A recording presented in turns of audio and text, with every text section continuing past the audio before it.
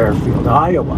He wrote, "It's no secret that Jeffrey appreciates beautiful women, but not many people know that he can create them out of thin air." He then recounts how Jeffrey managed to find a tall, beautiful blonde who returned to New York with Epstein the next day. He writes, "I'll admit to wondering at the time whether Jeffrey somehow arranged the whole episode through some long-distance escort service."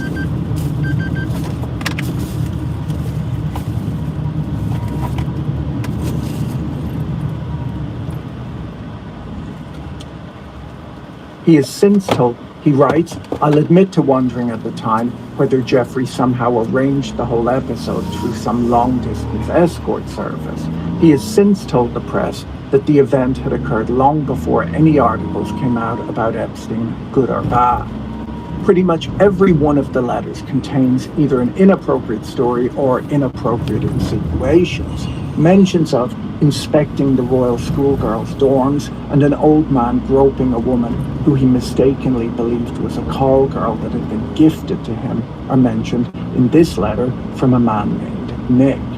Lord Mandelson, the recently sacked British ambassador to the United States, who was nicknamed the Prince of Darkness in the UK, took up 9 entire pages of the Epstein book, wrapping up his contribution with the statement that Epstein remains his best pal. Now, Mandelson's nickname, the Prince of Darkness, is unrelated to this scandal. It's just a fairly standard John Milton reference, where in the poem Paradise Lost, Milton used the term to show Satan as the embodiment of evil, but it's also used for Peter Mandelson, who Milton wouldn't have known about when writing the poem.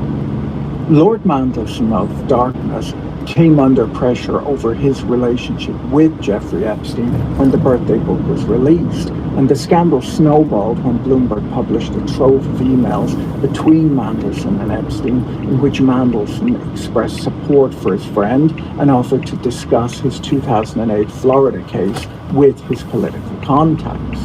Mandelson's story about regretting having ever met Epstein and minimizing their closeness doesn't really align with referring to him as his best pal in this long note.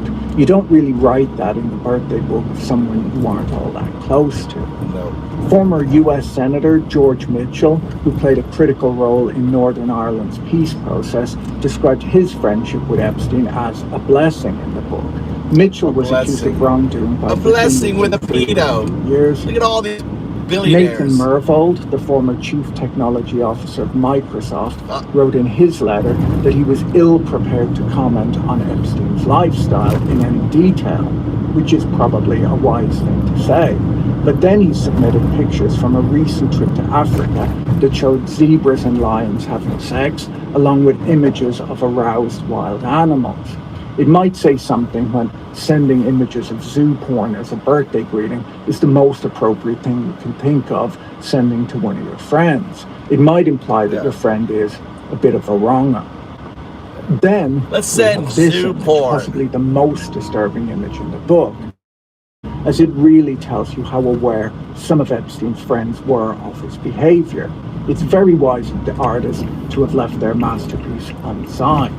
It depicts Epstein in 1983, possibly as a school teacher or just some sort of playground pedo, offering a lollipop to a group of girls, one of whom is holding a bunch of balloons. It's the type of image used to warn children not to take candy from strangers.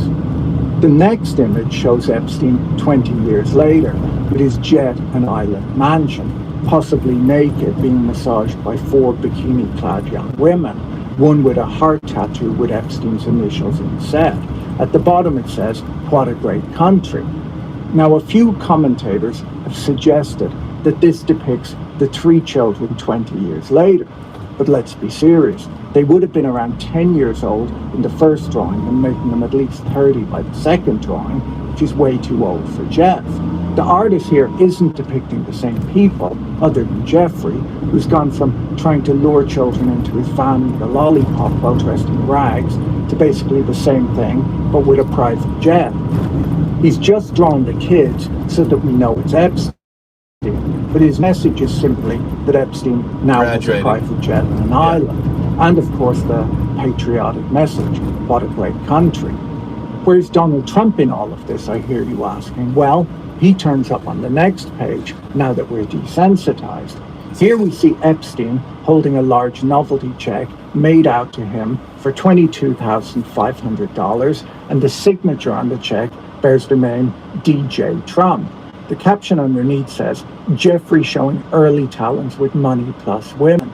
Sells, fully depreciated, name redacted, to Donald Trump. According to the BBC, the man in the photo next to Epstein is Joe Pashkow, a member of Trump's Mar-a-Lago club in Florida, and we don't know who the other two people are. The New York Times reports that the page was made by Pashkow and the photo was taken at Mar-a-Lago. They say that it relates to a woman who dated both men in the 1990s. This picture has, of course, drawn a lot of press, as it refers to someone buying a woman from Epstein, a man who's been accused of trafficking. Let's buy women. When we get to the third volume of the Epstein birthday book, we start out with the series of limericks attributed to Stuart Piver, which I mentioned earlier, and then the doodle that Trump denies drawing of a possibly immature girl. Trump's doodle doesn't really stand out in a book filled with creepy innuendos and inappropriate drawings. It's really mostly notable because it was likely created by the current US president, who maintained a decades-long friendship with both Epstein and Maxwell, who now appears to be trying to sweep the entire scandal under the rug. Well, I would disagree with this commentary because, one, it's a picture of a girl. It uses the, it based story. It's kind of like a pedo story in the text. As someone pointed out to me, the word gamine, right, is in there. Enigma means gamine, which is a playful girl. So, and then talking about, every day being wonderful secrets. So pedo. So the entire thing is a recounting of a pedo event between Trump and Epstein. How's that, Mikey? Huh? Are you going boxing today? What are you doing? You're gonna go eat with your friends? Where are you gonna eat? Sushi. When are you going? How are you getting there? Am I dropping you off? How are you going to get there? Am I dropping you off? Huh? What? Am I dropping you? Do you need me? You need me to drop you off?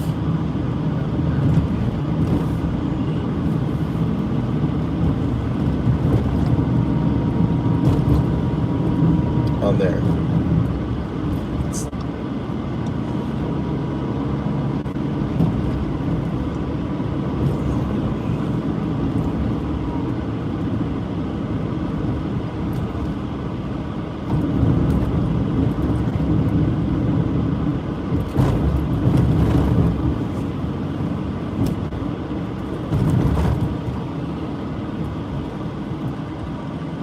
All right. Are you projecting there?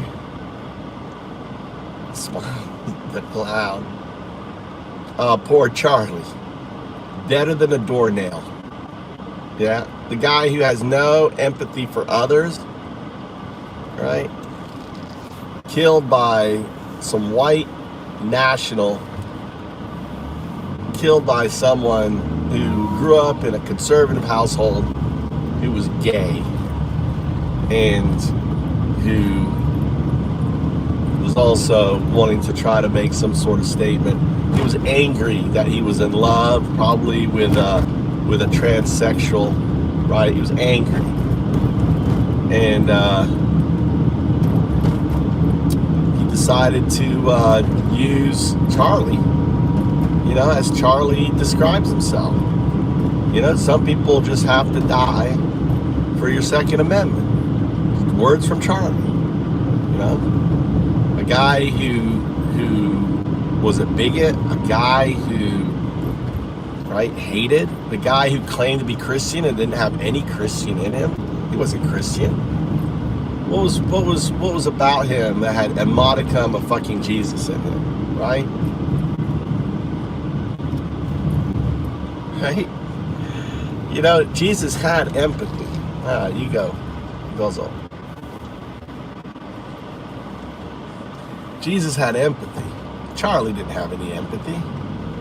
The guy who killed Charlie wasn't an immigrant, wasn't a black guy, wasn't a minority. It was a middle class, super smart, super, had scored like a 3,500 on the SAT, but only went to college for one semester and dropped out, right? Then he goes and works and decides to be an electrician to make good money, only for someone at the company, some bigot at the company sees him kissing on a man, and they chase him out, right? So he gets attacked by his fellow workers for loving on another person, right? Demonized in a culture, saying that he's a demon, and he became that devil. You guys made this guy.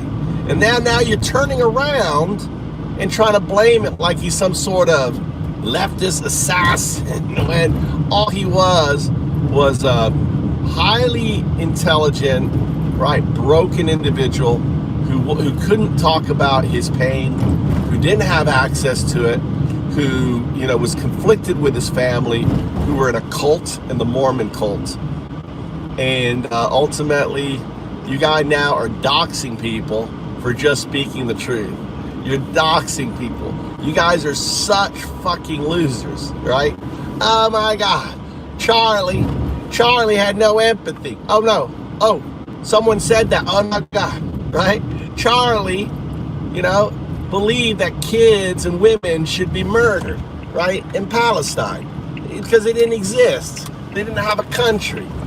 Oh, Charlie, they're like, and here's the irony, is that the individuals who hated Charlie were the Nick Fuentes, were the Nazis within the MAGA party. The MAGA Nazis hated Charlie, dude.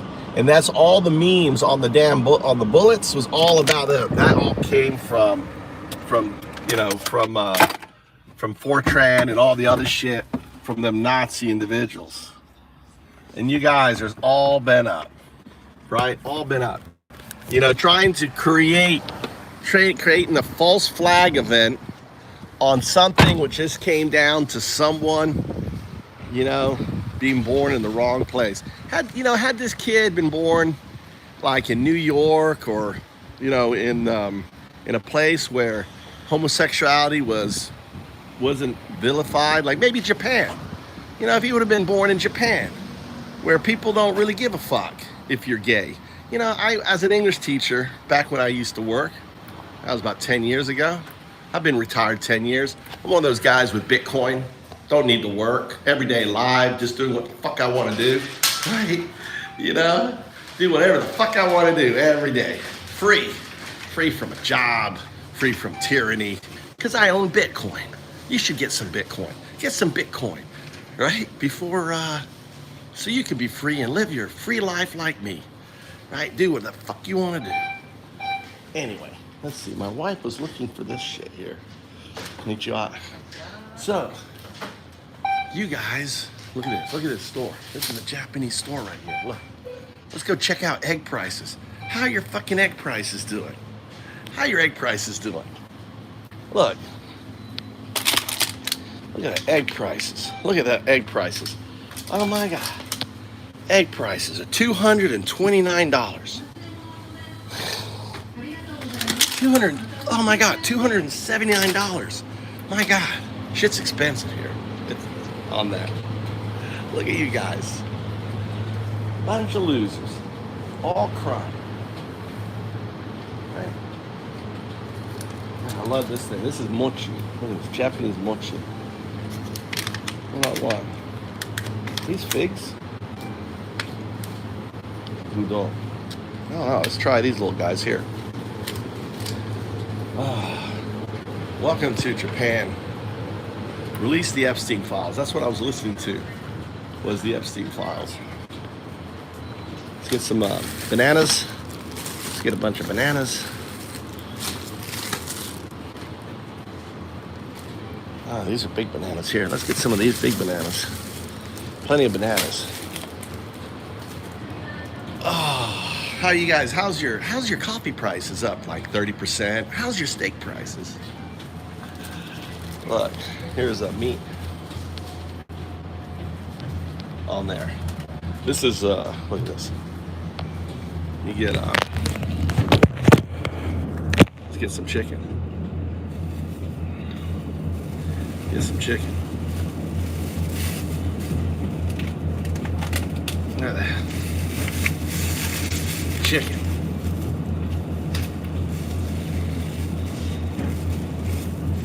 Oh, they got discount. I always buy the discount.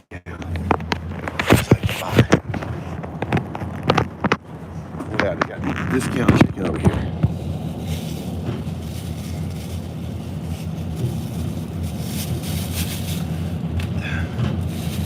That one there.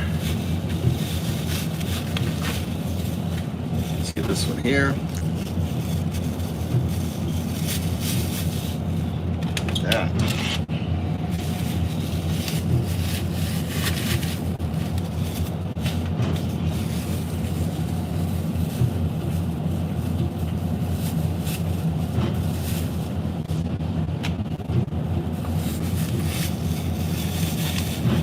All right, got the chicken done. All you guys full of hate. Walk Japan. America, it's 1933. And MAGA is the Nazi party. You have to understand. MAGA are 1933 Nazis. Look what's happening.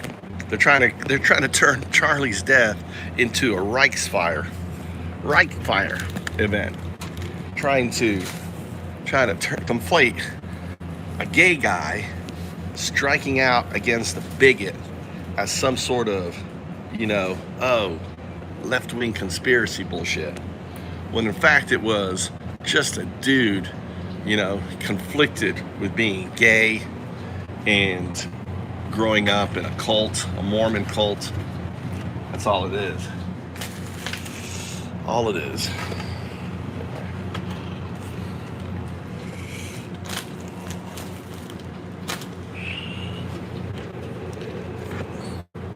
Let me get all this milk. Let's see. All right, look at that. Let's see, I got meat, I got dinner for tonight, I got milk. I need to get bread on there.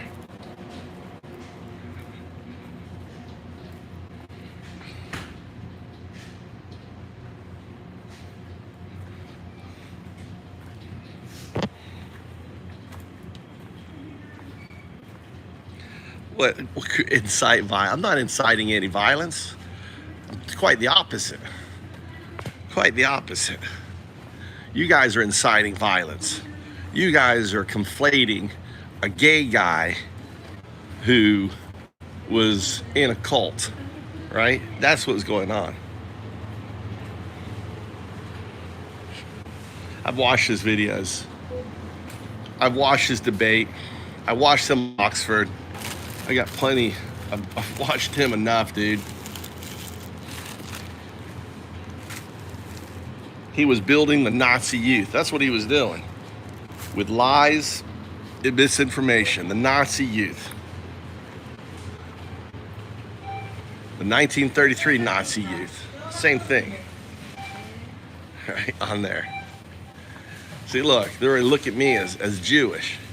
Look at the Nazis coming in here. These people hate it. Let's see here. I'm gonna wait for this guy here. I'm just waiting for you. On there. Do I know what a definition of a Nazi is? What are you a Nazi expert? I use the word Nazi interchange for fascist because you guys are too stupid to know what a fucking fascist is. So I use the word Nazi because the Nazis were fascists, right? Trump and his regime are Nazis. 1933 Nazis. And understand, they're not the 1939 Nazi. No. You're not them yet. You're not 1938 Nazi dreaming about murdering individuals. No, you're not them yet.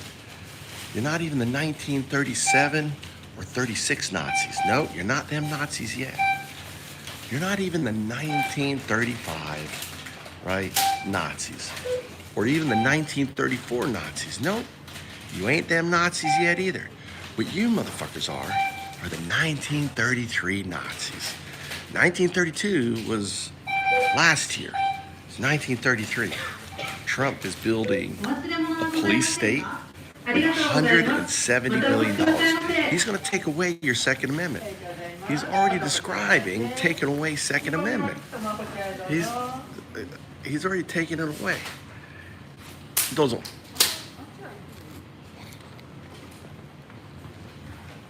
It's already taken away. He wanted to take away gun rights from trans, right? That's where it begins.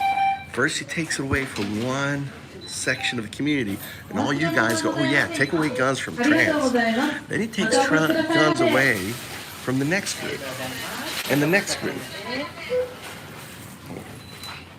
and so on and so on, until there's no more guns. Yes, first you gotta scan the card, scan the discount card. This is Japanese milk. Well, it's Japanese milk. Look, we have no checkers in Japan. You just do it yourself.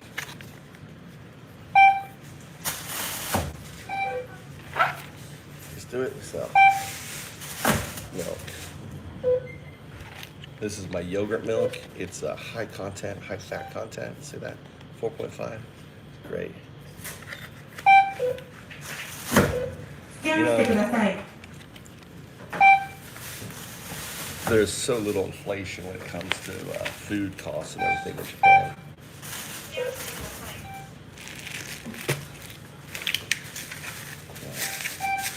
Got a little scanner here.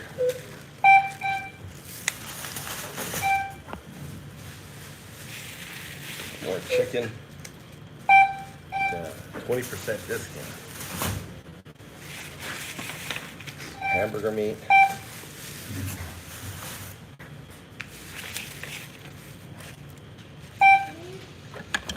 Over here.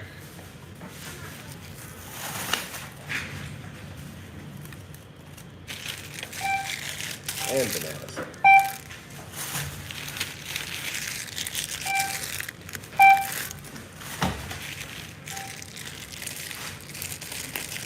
Bananas.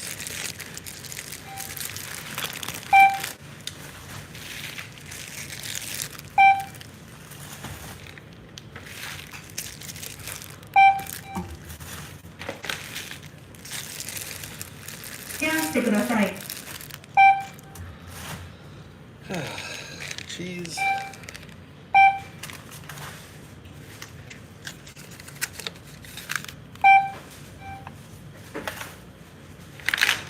Eggs. Look at those beautiful Japanese eggs.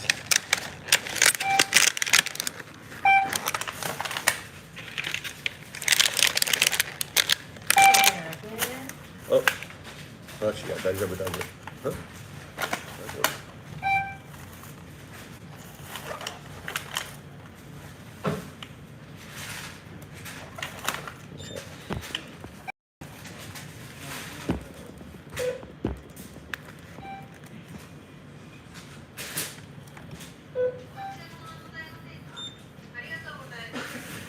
Oh, shit.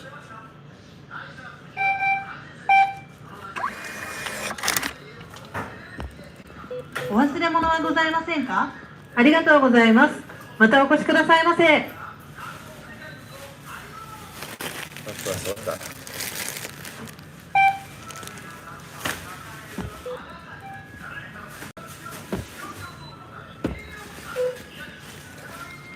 りがとうございます。またお越しくださいませ。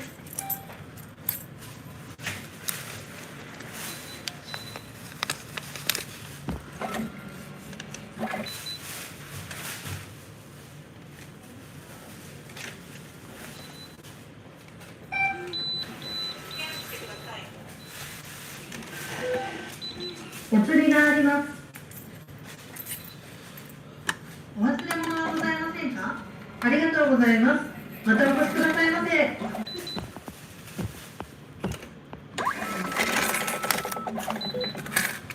お釣りがあります。お忘れ物はございませんか？ありがとうございます。またお越しくださいませ。いらっしゃいませ。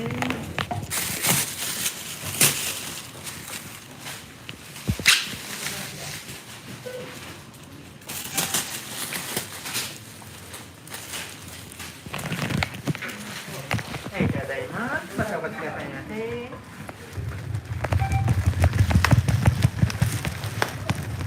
All right.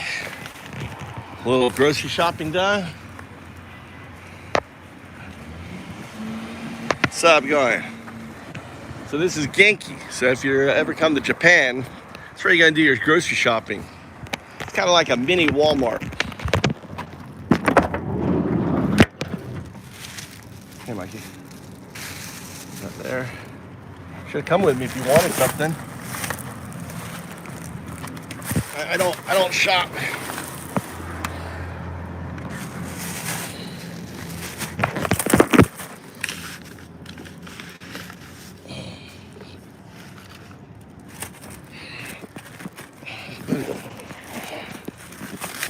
There it is. Got myself a snack. Oh. Dang it.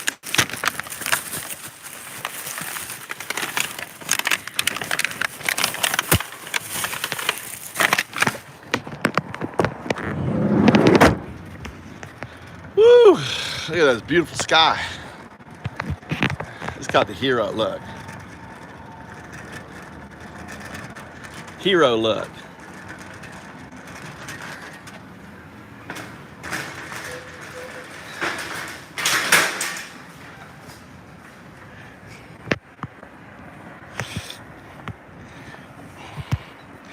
That's right. Charlie wasn't a Christian, you know? He didn't have empathy. One of the key components of a Christian is empathy. That's the teachings of Jesus. Anyway.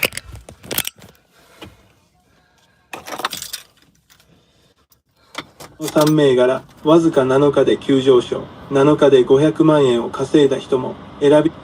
Well, as I just said, this hour will not be what Donald Trump wants it to be. It will not be a discussion of Donald Trump's pathological lie that liberals are to blame for the murder of Charlie Cook. Donald Trump knows that's a lie, and he is pushing that lie. That's right. In the hope that programs like this will be filled with anguished complaint about this Trump mass libel of half of America. Donald Trump is the only president of the United States who has ever blamed a murder on millions of voters who did not vote for him. That's right.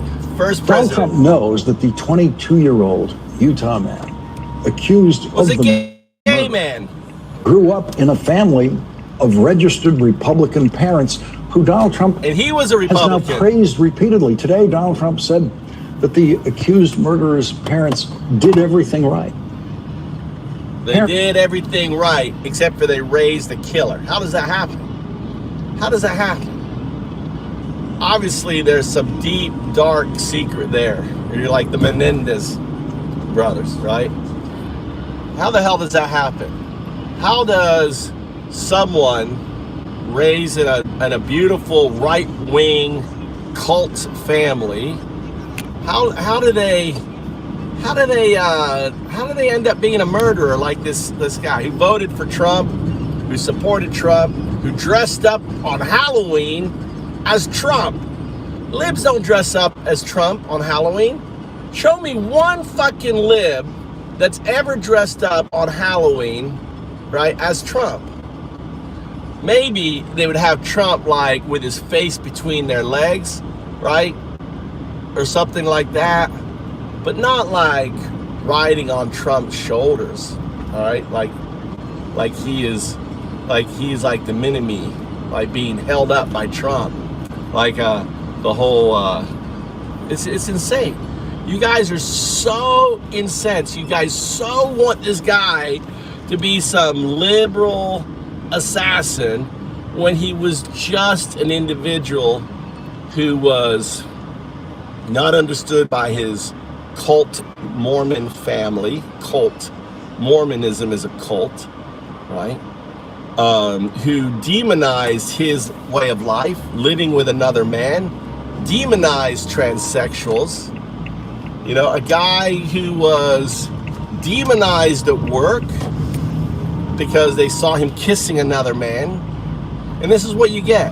When you start demonizing individuals, when you start making people feel like there's no point to their life, and then all of a sudden comes a person full of hate, comes a person who's a bigot, he doesn't express the teachings of Christianity, but instead quite the opposite, weaponizes the teachings of Christianity, weaponizes the teachings of Jesus, assaults groups, assaults individuals verbally, right, by saying that they're not human, by saying he has no empathy, by saying that people need to die in order to have your Second Amendment. And as a result of that, right, the MAGA go flipazoid crazy because it's one of their own. One of their own killed Charlie.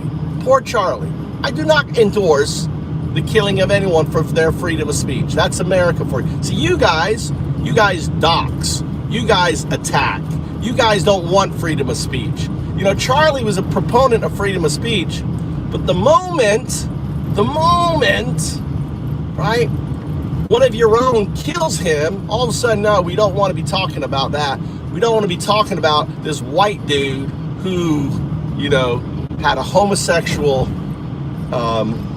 experience with a transgender who got doxxed at work by employees, forced out, who was really, really smart, who spent his time in right-wing Fortran, you know, communities, trying to, in a way, be in denial of what he is, to try to you know, to I don't know, you know, to live in denial.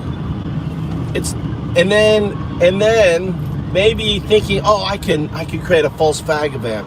I can take out my frustration on the feelings I have for another man, right? And also get back at the entire community.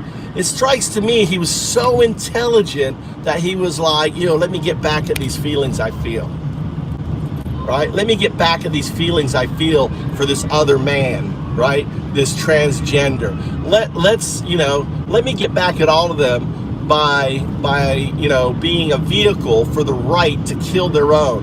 A white guy raised in a conservative cult-like, you know, religion, which is Mormonism, right? Going to a very, very conservative university, but living a very liberal life. I mean, yeah, his lifestyle was liberal, right? But look where he was.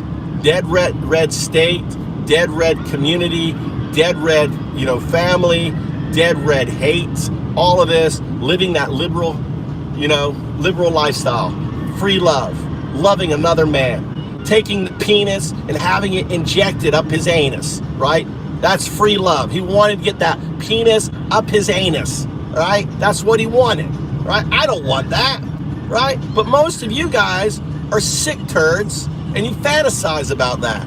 You fantasize about a penis and an anus. That's what you do all the time. Fantasize. You come in here fucking fantasizing, right? You're all a bunch of closet homosexuals, you know? And you live in an environment where it's not okay. You guys demonize that shit. I don't give a fuck. Personally, whatever you want to do with your penis, as long as consensual with the other person, fucking do it. I don't give a fuck. But poor Tyler. Poor Tyler didn't have that. He got attacked at work. He got attacked by his family. There was no care. There was no love. And then here comes this demon.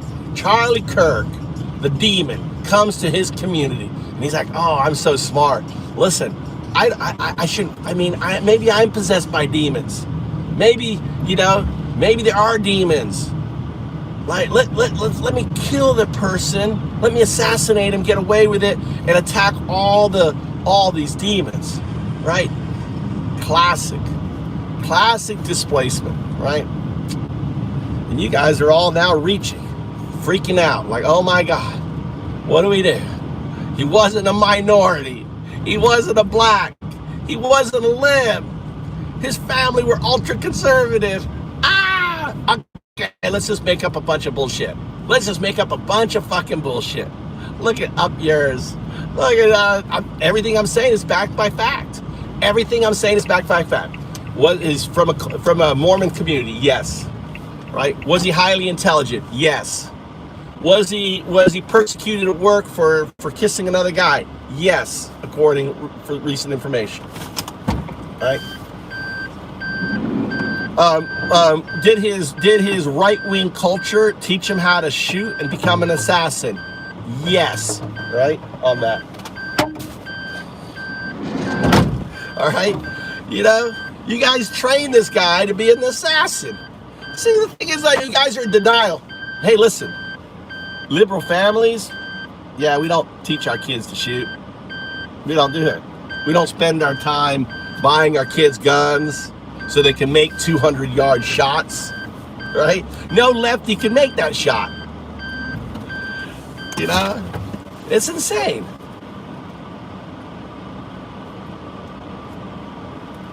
Yeah. So what cipher? What facts? All right, what facts? All right, what facts? What facts am I wrong with? Come on, someone. Timmy, what facts am I wrong with? What facts? Just tell me what facts. Let's go through the facts. Was he not from a cult community? Mormons is cult. His family is in the reddest part of fucking Utah. Is that a lie or is that fact?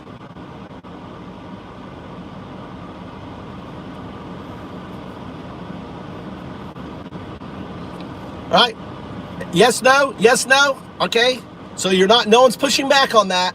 He was raised, a white dude, middle class, raised by sheriff, taught by his dad to shoot, okay? That's all reg bullshit, dude. That's all red, right?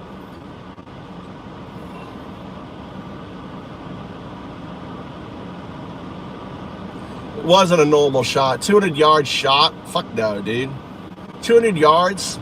Not a normal shot.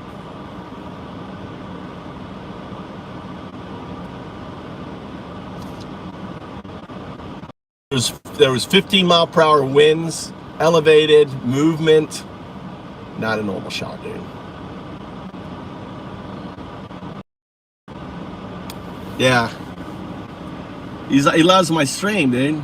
I got an NBA player that hangs out with me all the time, laughing at you dumb fucks. He's just always laughing at you. He's like, this is the fucking greatest show on YouTube. Thanks everyone for supporting. Thanks for the likes. Thanks for the contributions. All right.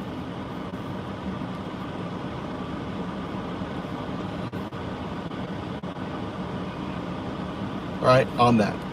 All right, so no one's pushing back on the first one. Let's keep going through this. No likes, just subs.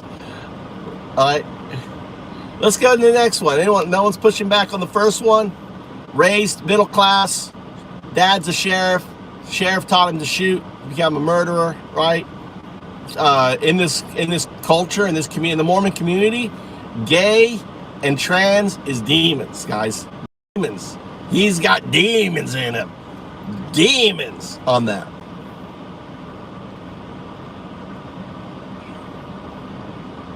Right? Then Mormons is a cult, right? Like deep, see, just like that, trans cult. He was told he was in a cult. His love was he had that, you know, that illegal love, that, you know, on that.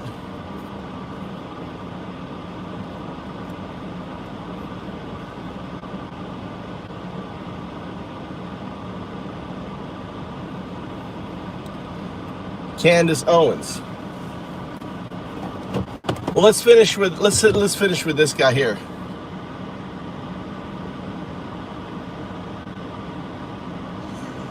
Who can think, of course, that they've done everything right are not parents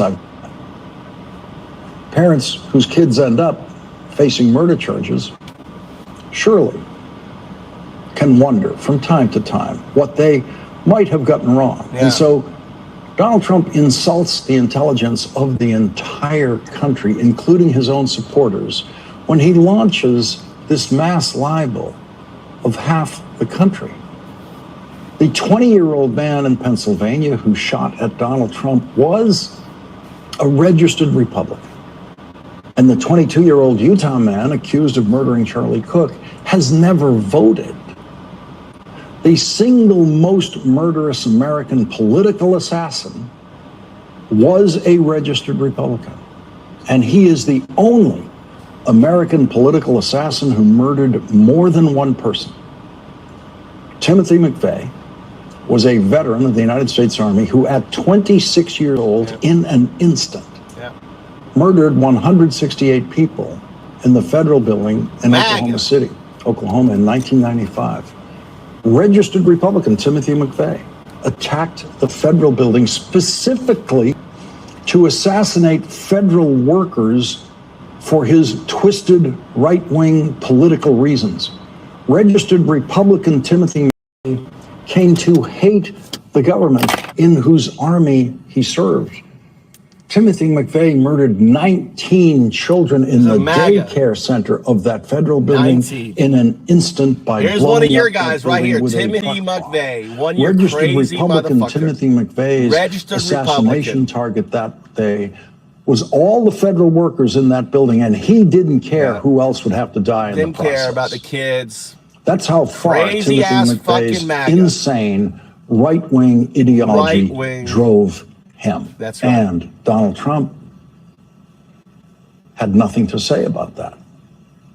In 1995, Donald Trump could pick up the phone and get himself quoted in the New York tabloid newspapers whenever he wanted to. The guy wasn't a trans. The guy was in love with a trans. He was living with a trans. He wasn't trans. He was a white dude. White dude, raised Republican. Raised Republican. One of your guys. One of your guys. All right?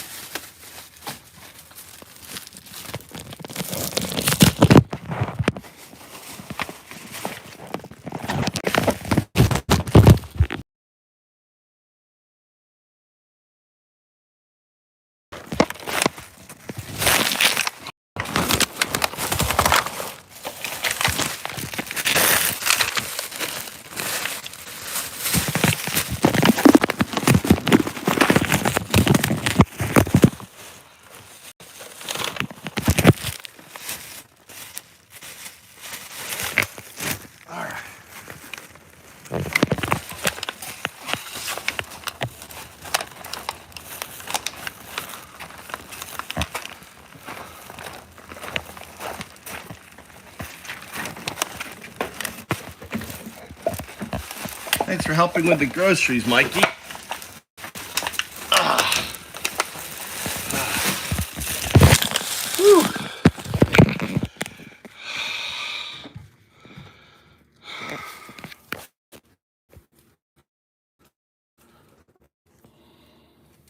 Could get himself booked on TV chat shows and say whatever he wanted to say. He could take out full-page ads in the New York Times and condemn people, as he had already done at that time, demanding the death penalty.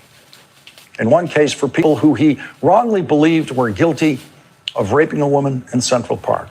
There was no full-page ad by Donald Trump about Timothy McVeigh. Donald Trump blamed the Republican Party for what Timothy McVeigh did. No Republicans for what Timothy McVeigh did.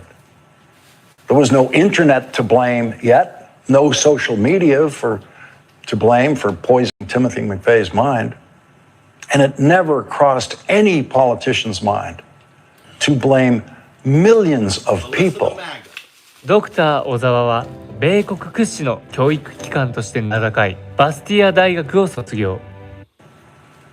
Who never met Timothy McVeigh. That is Donald Trump's uniquely perverse contribution to the aftermath of a public murder. What Donald Trump wants is agreement from his supporters and outrage from the millions of people he is libelously accusing of inciting murder. Because that means that we will not be covering the very bad news that continues to mount for Donald Trump, including headlines like this one in today's Wall Street Journal, right there. Putin, Netanyahu march on with Trump on the sidelines. That is a very, very important for the world and a very bad headline for Donald. Vladimir Putin and Benjamin Netanyahu proving every day how irrelevant Donald Trump is to their calculations about what they will do next. Remember Donald Trump's pointless trip to Alaska to welcome Vladimir Putin into the United States? Donald Trump said he would give Vladimir Putin 2 weeks after that to reach a peace agreement with Ukraine. And Vladimir Putin has continued his savage attacks on Ukraine and humiliated Donald Trump even more than he was before by sending Russian drones into NATO territory in Poland. And Donald Trump says he doesn't want anyone in this country to be outraged at Vladimir Putin. No, doesn't want outrage with Putin. The other bad news for Donald Trump includes a federal court tonight finding his attempt to fire a member of the Federal Reserve Board to be completely and obviously illegal. And so Lisa Cook will show up for tomorrow's meeting at the Federal Reserve because she's still a member and she knows that. And Donald Trump really doesn't want you to know what's in the emails in the Epstein files. Our first guest tonight has been studying the emails in the Epstein files. Jason Leopold at Bloomberg reports the emails, part of a cache of more than 18,000 obtained by Bloomberg News, show that Maxwell and Epstein were closer in many respects than either publicly admitted. So that just blew up. She just signed a deal. She lied to prosecutors saying that she didn't really know him, that they were broken up. And then look, 18,000 emails show otherwise. Personal emails between her and Epstein showing that she was the madam. She was the orchestrator. She was giving away $30,000 gifts and everything else. And all you dumb fucks in denial. Oh no, she's free. Look, she vindicated Trump. Insane. You guys are just so fucking dumb. It's just, I don't know what it's like. I guess it's good to be dumb like you guys. You guys are just dumb fucks. Opened at least one foreign bank account using one of his addresses, was a named director on one of Epstein's main revenue-generating companies, and traded stock in a company they were both invested in, details that haven't been previously reported. The details in these emails show Ghislaine Maxwell lied to federal agents, which is the criminal equivalent of perjury, when Donald Trump's former criminal defense lawyer, now Deputy Attorney General Todd Blanche, went to Florida last month to have a friendly chat with Ghislaine Maxwell. On the recorded portion of their conversation, and we don't know how much was said when the recording wasn't on, but on the recorded portion of the conversation, which has been made public, Todd Blanche warned Ghislaine Maxwell that it would be a crime for her to lie to them in that conversation, but she did lie to them anyway. And Donald Trump doesn't want you to know that.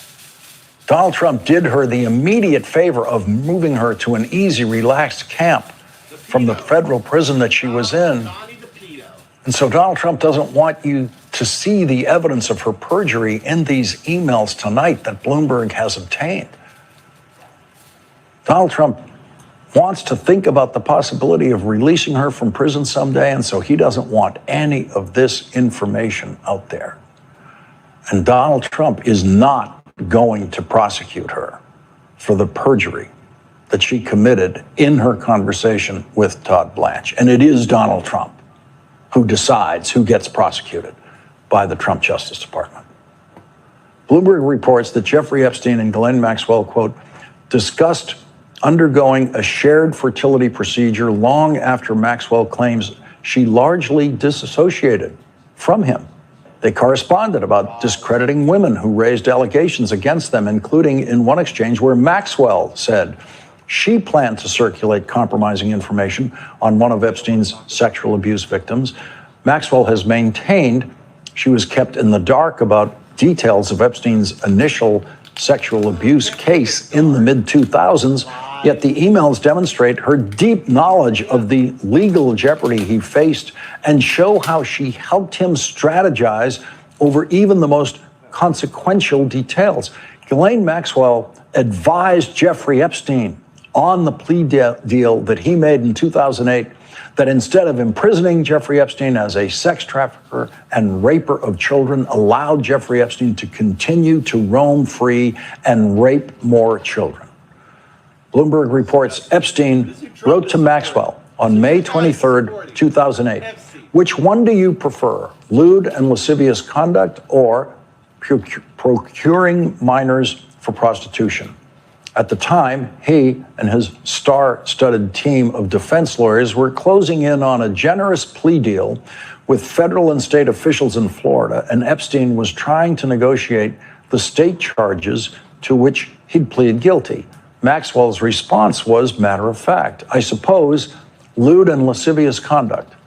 I would prefer lewd and lascivious conduct with a prostitute, if possible. My dad is 57. How long before he sees results with Tai Chi? Day 3, he'll meet his limits.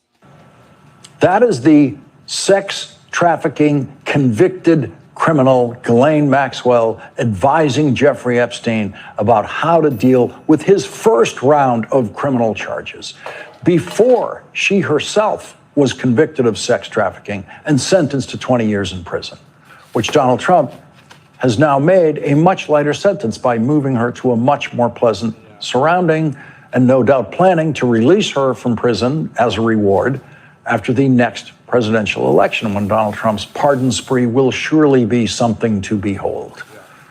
The federal prosecutor who knows more about Jeffrey Epstein and Ghislaine Maxwell than any other prosecutor in history was fired by Donald Trump and his Justice Department. Today, that fired prosecutor, Maureen Comey, sued Donald Trump for the illegal firing, saying in her lawsuits against Donald Trump, defendants have not provided any explanation whatsoever for terminating Ms. Comey. In truth, there is no legitimate explanation. Rather, defendants fired Ms. Comey solely or substantially because her father is former FBI Director James Comey, or because of her perceived political affiliation and beliefs, or both. The politically motivated termination of Ms. Comey, ostensibly under Article 2 of the Constitution, upends bedrock principles of our democracy and justice system. In her lawsuit, Maureen Comey said she was asked to join the prosecution team of a major public corruption case on July 15th. So obviously she was a prosecutor in good standing in the Justice Department on July 15th, but the next day, July 16th, she was fired. And the day after that, July 17th, the Wall Street Journal broke the story about the Epstein birthday book that includes a birthday letter from Donald Trump to Jeffrey Epstein with Donald Trump's signature on the letter, and it appears to be exactly the same one-word Donald signature that I got on the one note that I ever received from Donald Trump in 2016. Today, more than 20 Epstein and Maxwell survivors, including many who spoke publicly at the Capitol 2 weeks ago, are urging members of the Republican Women's Caucus to, quote, stand up against abuse of power and to take action to end the silence and speculation. In a letter obtained by ABC News to the caucus chairs, Republican Congresswoman Kat Cammack and Senator Katie Britt, the survivors requested a meeting with the Republican Women's Caucus. Their letter to the Republican women says, we are mothers, daughters, sisters, friends, and wives.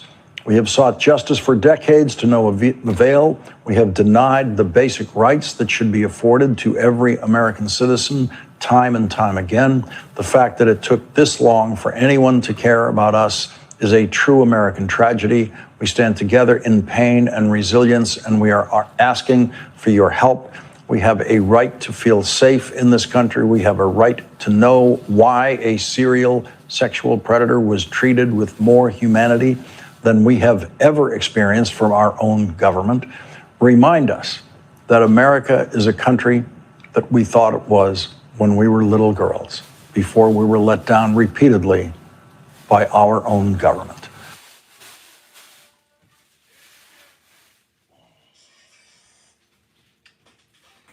That's right. What was the other? Someone said there was a good thing by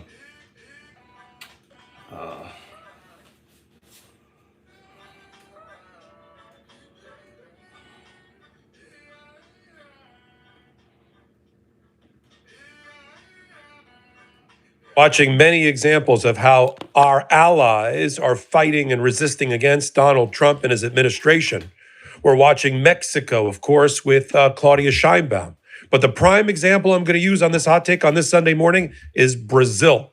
Because Brazil's resistance seems boundless. And so far, it is winning against Donald Trump, providing a blueprint of how, along with Canada, you can be sharp in your criticism, you can be steadfast in your resolve, and you can shove back against an out-of-control Trump administration. I'll talk about President Lula. We're going to focus on the former President Bolsonaro, who just got sentenced in a 4-1 Brazilian Supreme Court decision for being a coup plotter, for trying to overthrow the democracy of Brazil in January of 2023, being sentenced to 27 years, the United States response, and the Brazilian counter-response. If you like this update, check out and subscribe to the Legal AF YouTube channel. It is a statistical fact that most of the lunatics in American politics today are proud members of the far left.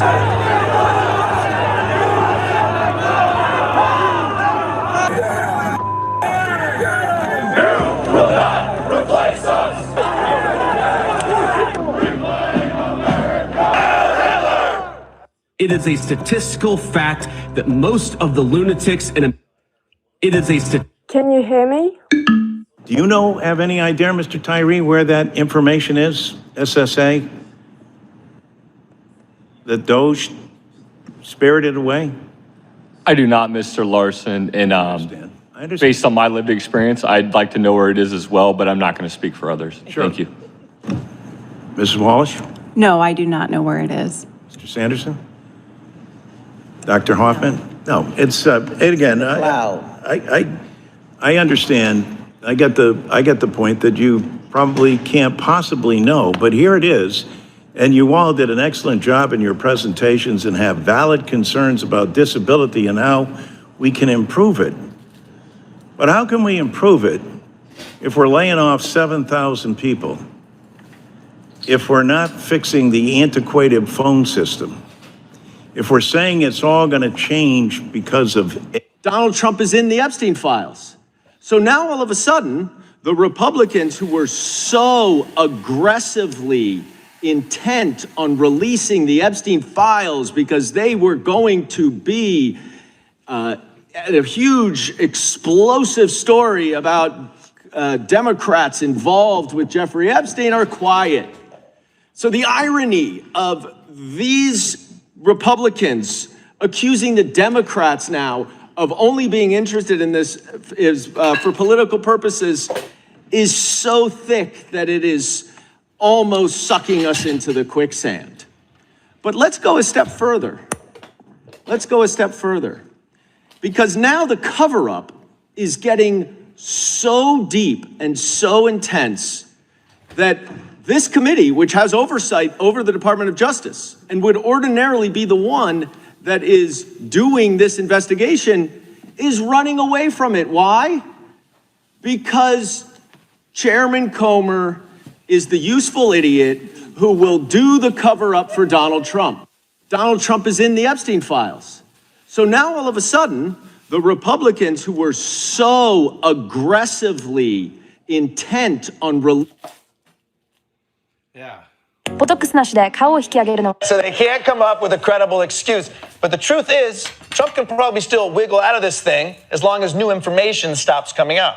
A second entry in the Epstein birthday book released yesterday appears to mention Donald Trump as well. The page was reportedly compiled by a member at Mar-a-Lago who included a photo of Epstein and others holding up a giant fake check purportedly from Trump to Epstein for $22,500. The attached letter jokes that the check was payment for a deal in which Epstein sold. You already.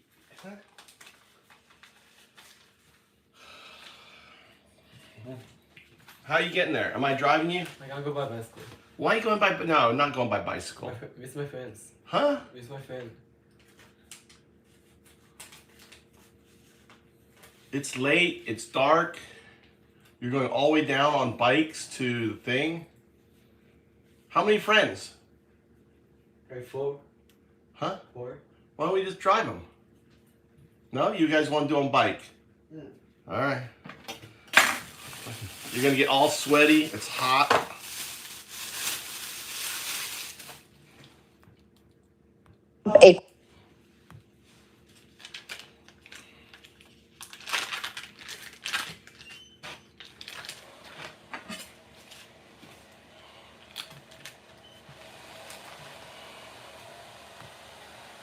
Fully depreciated woman in 2003. Wow. I am shocked and frankly disgusted that Joe Biden's auto pen did this also. That is. But this is wild. This is wild. Trump was such a notorious creep that other people were mentioning it in their birthday cards.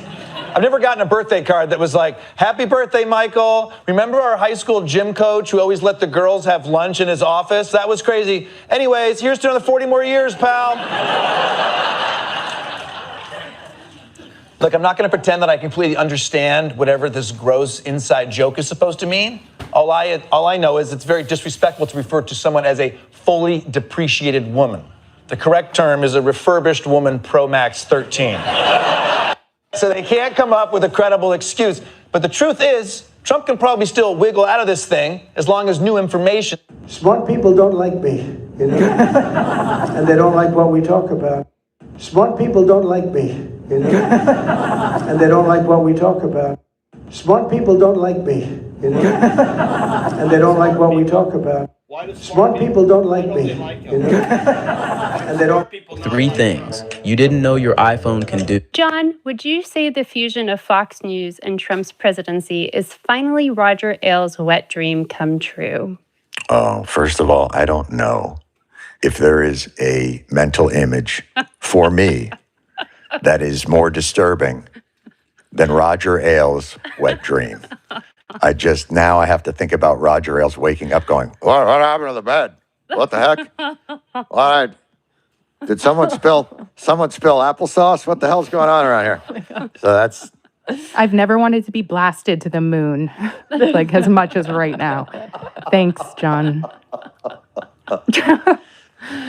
I think Fox News and Trump's presidency. I mean, I do think, look, this was their dream to create this thing that would inoculate a Republican president from criticism. I think it's been an incredible tool for de-emphasizing any institution and any institutional knowledge that may have been viewed as corrosive to the Republican experiment.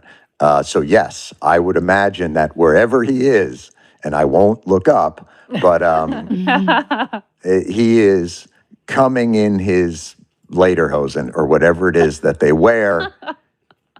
It's got to be lederhosen. in the place that he finds himself. What else we got? John, what? No, by the way, no one is still listening because as soon as we went into Roger Ailes' wet dream, I think people were just justifiably went, "Yeah, I'm out." Yeah, I crawled out enough of this. Phone went Yeah. out the window. Yeah. I get that. John. Good segue, Brittany. I am trying. Yeah. Okay. John, what name do you think bugs Donald Trump more? Jeffrey Epstein, Stormy Daniels, or Barack Hussein Obama? Just one more on Venezuela. The president of Venezuela called the strike on the boat illegal. Are you concerned that Maduro might escalate something? So what's illegal are the drugs that were on the boat and the drugs that are being sent into our country, and the fact that 300 million people died last year from drugs. That's what's illegal.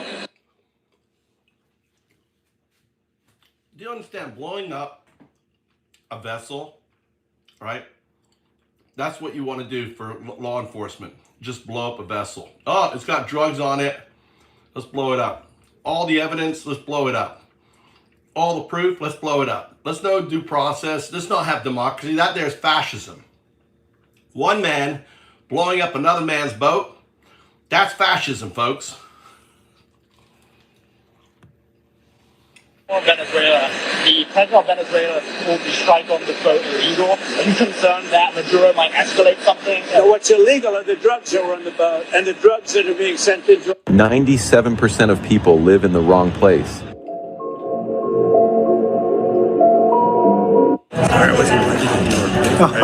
She said it wasn't sure what number you wanted to go in. Well, you had a very good day yesterday, Google. Do you want to talk about that big day you had yesterday? Your administration is investing a lot.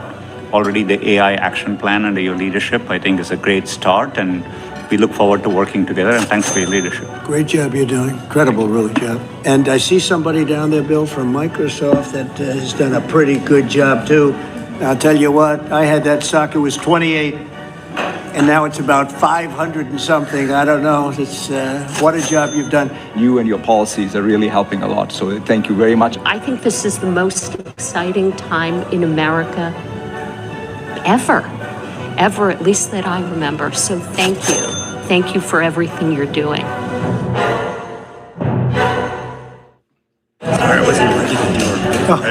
She said it wasn't sure what number you wanted to go in.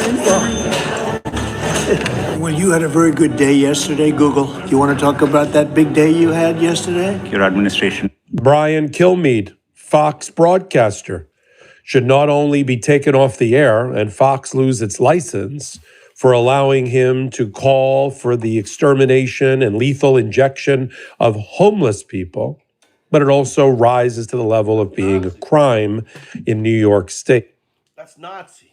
That's Nazi. That's concentration camp shit right there. Killing homeless. That's Nazi, guys. You understand how you guys are Nazi if you believe this shit?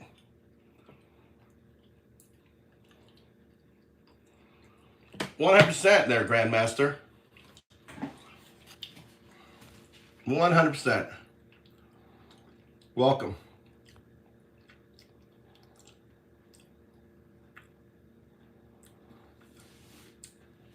You can't say, Grandmaster, you can't say both sides are on the list. When all the Democrats voted for the release of the list, you can't say that, you know, that's why it's not being released. They all voted. All you need was just a few, Republicans to vote. And they got the files. They're just now, they're not releasing the files. They got the permission to release the files.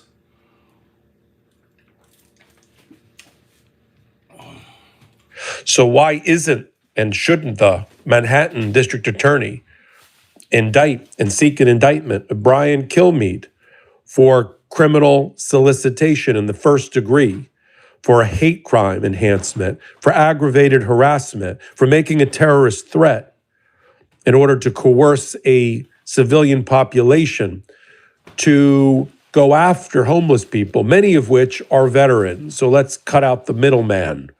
Fox News, Brian Kilmeade called for people to euthanize homeless veterans. If you like this update, check out and subscribe to the Legal AF YouTube channel and the Legal AF Substack.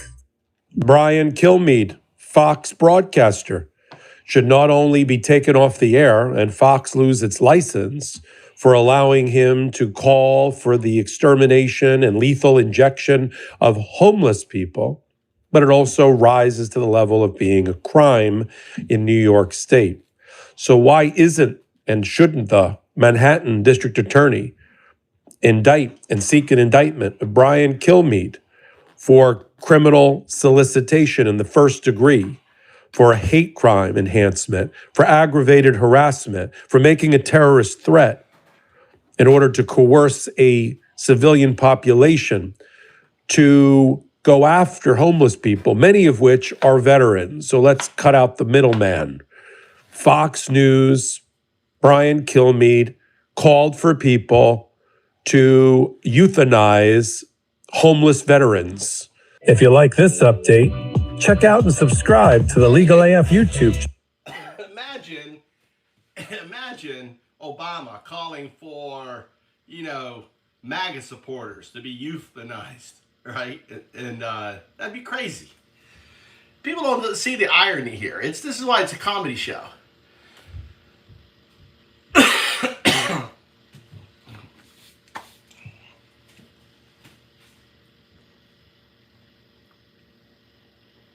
I know, man. Trying to cut my fucking fingers off. I was thinking all along. Hey, I had my knife like this, right, pushing down, trying to fucking cut my fingers off. And I have one right here. But I've cut myself more with this fucker than I have with the other knife. I just don't trust this surrogated knife thing. I gotta eat my bagels. I got 2 bagels. They're getting hard. But I've cut myself more with this fucker than I have with this. It's a shorter blade. I have my hand over it. I'm being very cautious.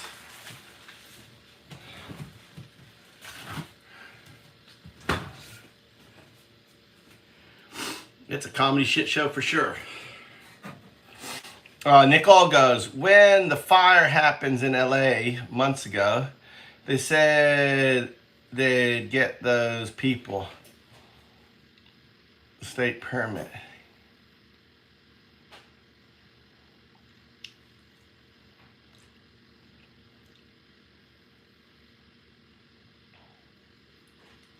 I think most of the houses are being rebuilt.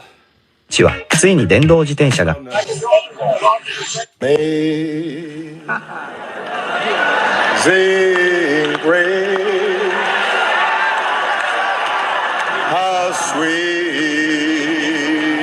the sound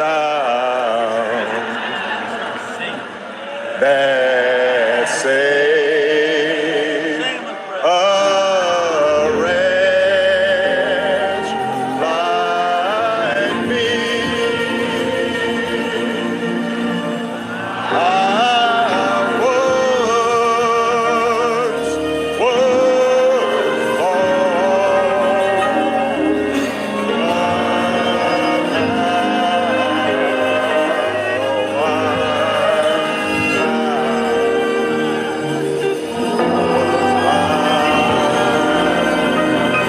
Black people lost so much of their rights in the last couple years, dude. It's like they've lost pretty much all their rights.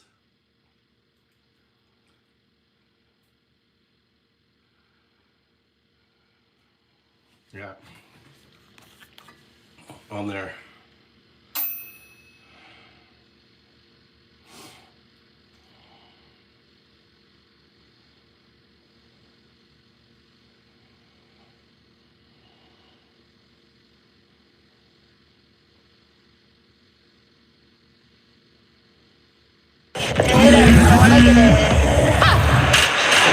We do it better. We do it better. Yeah, we do it better than the competition.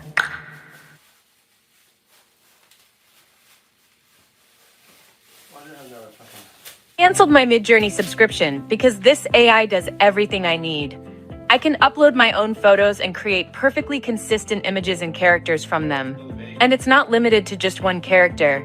I can maintain consistency across They recently just launched a bunch of new stuff, and it really sounds like they're about to launch the next big iteration of their Gemini model. They also published a few research papers that kind of let us know where they think AI is going. And that is apparently having AI agents run their own economy with their own payment systems and negotiating tactics. Basically a virtual agent economy. More on that in just a second. Here's a tweet by Perplexity. Google just hit 3 trillion market cap for the first time ever, plus 1.2 trillion in only 5 months, roughly Tesla's entire market cap. Let that sink in. That makes it the fourth company to have $3 trillion market caps. Demis Hassabis recently posted that they made it to the #1 place in the App Store. Congrats to the Gemini app for all the hard work. They are beating out X, Threads, and ChatGPT, taking the #1 spot. They're saying this is just a start, much more to come. One thing that's kind of fascinating is exactly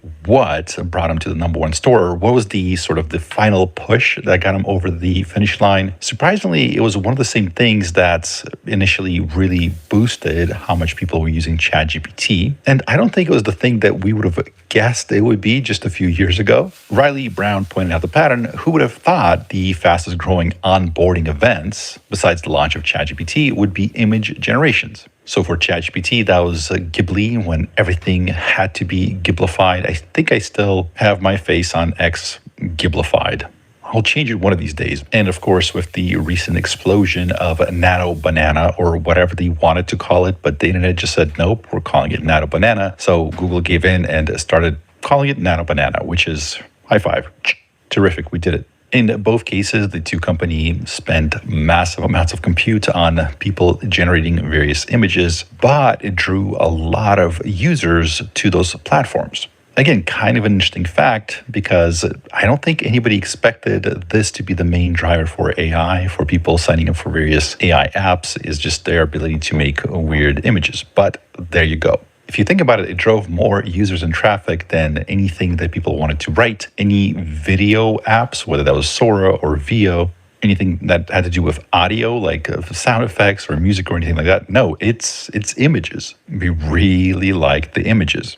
In other news, Google DeepMind and University of Toronto team up to produce this paper, Virtual Agent Economies. Right, so as there's more and more autonomous AI agents out there working on our behalf to complete long horizon tasks for us, they're saying it's giving rise to a new economic layer where agents transact and coordinate at scales and speeds beyond direct human oversight. And so they're proposing this sandbox economy, basically letting them sort of develop their own economic system. So if you think about it, your agent might, in a day, if it's getting you tickets or working on your code or whatever, it might have to engage a lot of services of other agents, so buying compute that it needs, doing research, a million other things. And those transactions, they can't be run on Visa credit cards. They can't have human oversight. They need to be very, very quick, very, very seamless. And so they're kind of proposing, or at least thinking about, how would something like that, what would that look like? They even mention potentially blockchain as in cryptocurrencies that these agents can use to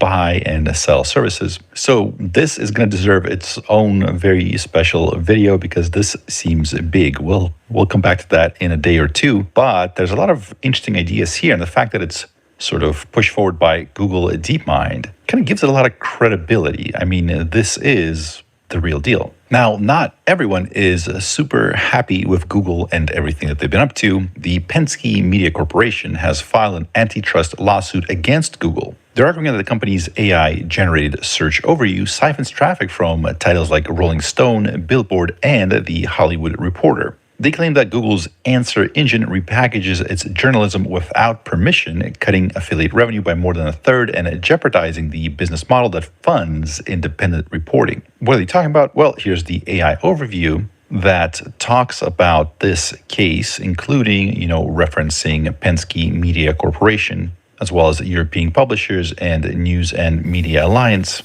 And apparently Chegg, the online touring company, sued Google in February 2025 with similar claims. It looks like they got their traffic cut in half because they argue Google's AI overviews provide direct answers that substitute for its own content. Now, obviously, this is kind of a mess. Google doesn't have to give traffic to anybody. They don't have to show them in the search results. There's nothing that they have to do. But of course, if they're taking content from somewhere else and sort of using that content to make money, taking away from the original publication, yeah, I mean, there's definitely grounds for some sort of a copyright violation there. But I don't think our current laws, at least here in the United States, really make this very, very clear. I mean, you can see here on the right, there's a lot of different news stories that cover it, a lot of different publications. This is a sort of real event that they're covering. So who's to say if one of them is copying another one, which one of them did the original investigation, and then which one of them just read that article and kind of like re-summarized it, republished it. Does that fall under fair use? It could be argued that it does.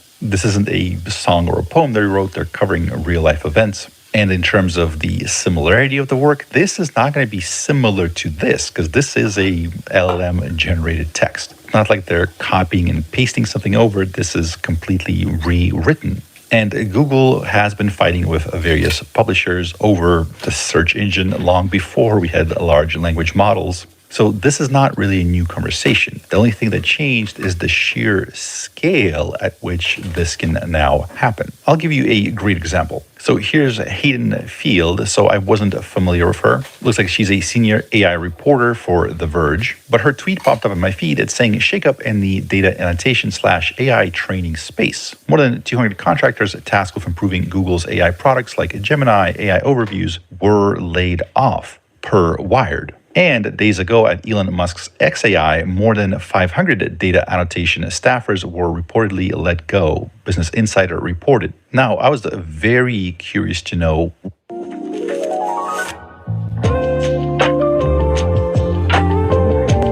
why.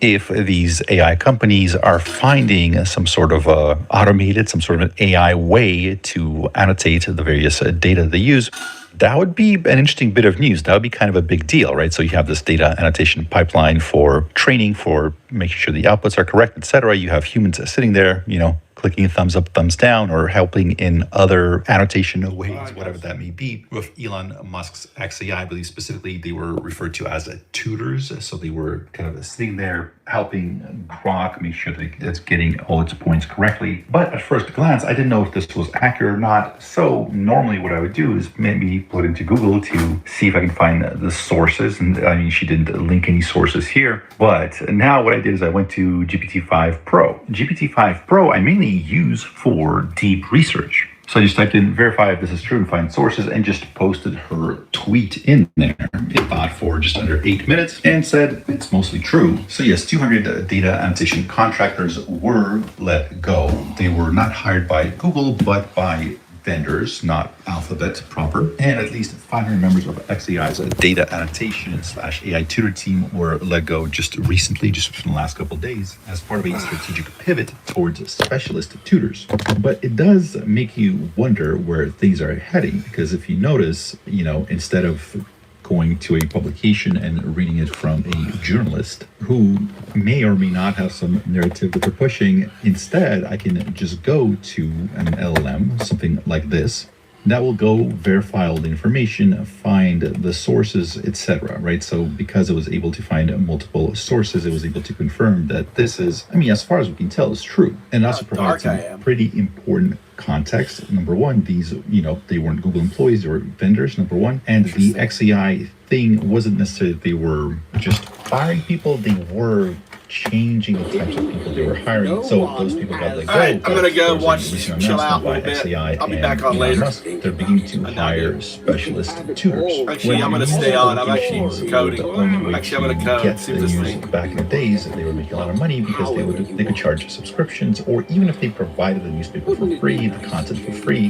they could sell advertising space to businesses that wanted to advertise in that newspaper. They could still make money one way or another. There wasn't a substitute place to get your news. As the internet started growing, expanding, and evolving more and more, they need to bring back the idea of subscribing for those news publications through digital subscriptions. A lot of online publications don't even necessarily want to charge you as much as they just want you to be logged in, so they know who you are, so they can kind of like tailor the ads to you, etc. But this seems like a whole other level of evolution that you have to get through, because at this point, instead of signing up for several different publications or just using Google and finding those publications and going to those publications, or even searching for news stories in Google and getting a summary, forget all of that for one subscription to ChatGPT, and it's not the only one. This is the one that I just tend to rely on the most, but the deep research capabilities available in all of them, as far as I know, in Gemini and Grok, and I believe in Claude as well. Yes, I just confirmed it. So Claude and Grok both have a deep research mode. But the point here is it's hard to understand what happens if more and more people decide to go with a subscription like this. It has no ads. It summarizes exactly what you are asking it to summarize, right? So it just doesn't give you hits that are relevant to what you're asking. It actually reads the sources and answers your question. And I've been using this feature non-stop. I research it to see things that you can add to your water to add some flavor, but without any dyes or bad chemicals. How to reset your circadian rhythm so that you feel more awake in the morning. It gives you like all of the things, all the levers you can do, starting with the most powerful one, right? Apparently, number one is to get some bright lights and sunlight, even when it's cloudy. Don't stare at the sun, but make sure that the sides of your eyes are kind of exposed to it. See, if you read this, now you don't have to watch a 2-hour Andrew Huberman lecture. A friend of mine is thinking about launching an online fitness coaching business, and this thing, no joke, created an entire business plan, laid out the entire program, just all of the software, like everything you need to start a business, not just any business, that specific business for your specific customers and with your specific ideas. The only thing you have to be careful with is to make sure that your question is worthy of being asked at GPT-5 Pro. There was some paper post recently about how positive or negative you are and how much that affects your cognitive decline as you age. I thought that was interesting. It sounds like if you're positive, your decline is less. If you're negative, you tend to not be as smart once you get old for some reason. I thought that was interesting. So I said, what is this? And I posted the link to the study, and I said, answer in simple language and easy to understand explanation of why it's important. It thought for about 8 minutes. It always will think for a while, no matter what you put in there. One problem.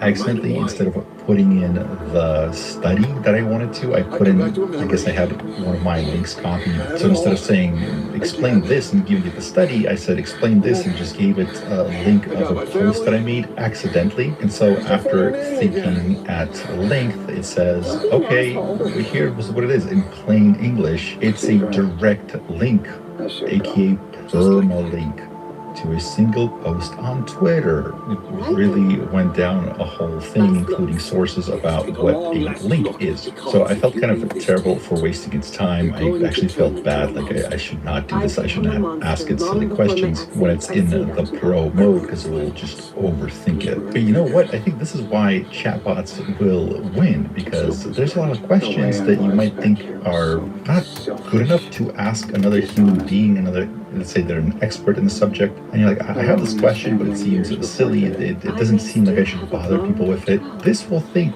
really hard about your question, no matter how insane it is, which is kind of nice. In other news, Demis Hassabis is saying that the idea that chatbots have PhD intelligence is nonsense. Take a listen. You often hear... Cliff, I know I've been a shit this season, but I'm telling you the truth. This is all real and you can save your family. You don't want to do this. Just stay. Call bullshit. What about John then?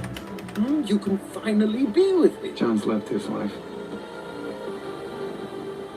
I should 証 too. 券、業界最安級の取引手数料。米国株取引手数料は他社の約4分の1。日本株取引手数料は0円。さらに、高級の投資ツール情報が使い放題。あなたの投資にお金を。米証券。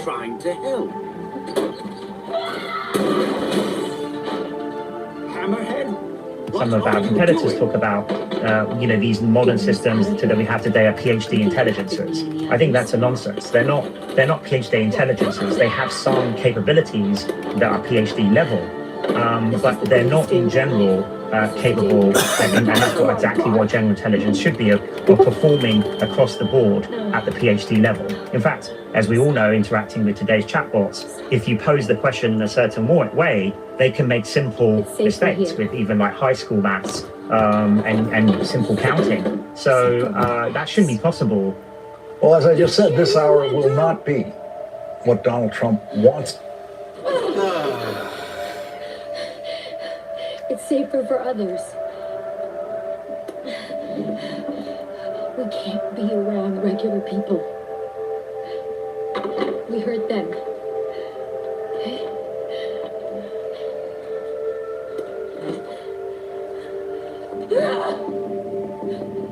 On today's show, Attorney General Pam Bondi said she might prosecute that Office Depot employee who refused to print Charlie Kirk flyers celebrating his memorial. She said, we can prosecute you. Vice President J.D. Vance tells Americans to call your bosses and report fellow employees who are celebrating the murder of Charlie Kirk. And Elon Musk tells 150,000 far-right activists in London over the weekend, violence is coming. All that and more. But we begin tonight with reports that Donald Trump is rethinking his draconian crackdown on people of color living in our country. Many, if not most, have the proper documentation, but because of his executive powers, he can kick them out merely because he doesn't want them in here. So America's immigration law is strategically ambiguous. It balances the needs of big business and the xenophobia of Americans who vote. That, by the way, is the MAGA coalition, corporate America and bigots. So, America, from what I'm hearing, and everybody should calm down, lower your voices. Trump couldn't care less about the cruelty. He wants that, and he truly believes in the great replacement theory. I'll talk about Elon Musk's speech at that big rally in London over the weekend, which was, that speech was not just filled with apartheid-era South African vitriol from Elon Musk, but an actual call to arms. So everybody needs to dial it back, especially our side. We win at the polls. Keep your eye on the prize, and that is the 2026 midterms. The racism, the bigotry runs deep inside the MAGA universe, even among the wealthiest of the wealthy. We see that with Elon Musk. However, Trump right now is being told his crackdown on immigrants, as well as the tariffs, forcing the United States to turn inward, that's beginning to have a negative effect on the economy. I'll go over the political ramifications in a second. The BBC reporting that people like our family if you knew I had to make the choice to let your mother pass. I was afraid of having you hate me. So you let me shoulder the blame instead. I didn't realize how destructive my dishonesty was until it was too late. The story was too powerful.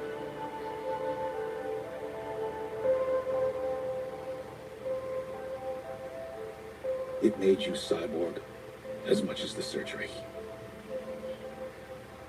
Where are you going? I got some people I can actually trust. Friends. They need my help.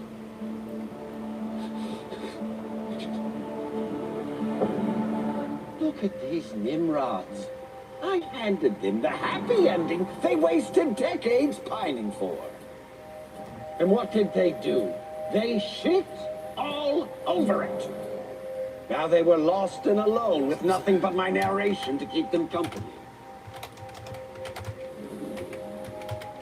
Most likely, forever. But deep down, Rita knew everything was going to be fine. Totally fine. So forward she marched. What are you doing? I'm sick of having someone else tell my story. Badly, I might add.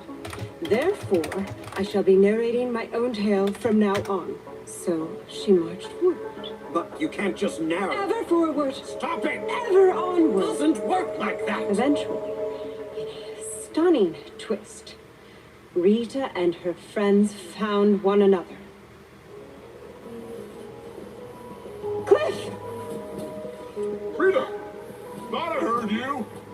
Hey, Rita. Were you just in my head? I decided to try my hand at narrating. If you want the plum rolls, sometimes you have to write them yourself. Wait. Where's Jane? You all know she moves at her own pace. Chief, let's grab him with both. You shouldn't have come here. Did you really think it would be that easy? If you want Niles, you have to go through me. Shouldn't be a problem. Real you looks like a fucking dweeb to me. Oh. Right.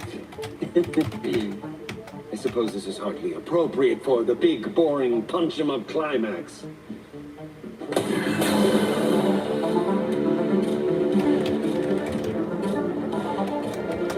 Is this better? Now, who wants to get ripped apart first? And why do you want to fight? Dr. Harrison? We're getting ready for the big superhero fight. This is who you turn into? What are you overcompensating for? I'm not overcompensating. Please. This form. This phony darkness, this childish display of sinister power. That's ridiculous. A, I am sinister and dark. B, I'm powerful enough to control this entire streaming service if I wanted to. What the fuck is going on? We are witnessing someone with a classic delusional personality. Most likely caused by a lifelong sense of inferiority. Oh, bullshit. Is it? You claim you can control this television program. Yet Rita here was easily able to wrest control by providing her own narration. She got lucky. Or maybe the source of your problem is a woman. That is not. You're just a nobody, and that's what you'll always be. Millie.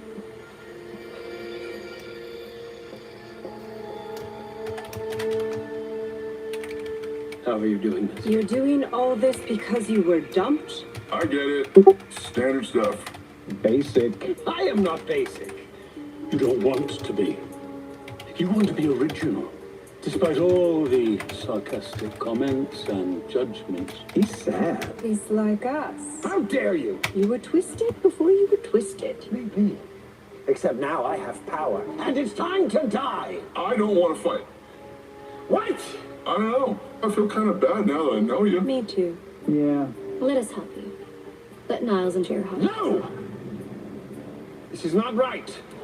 You are not going to pity me any longer, fight or don't. I am going to.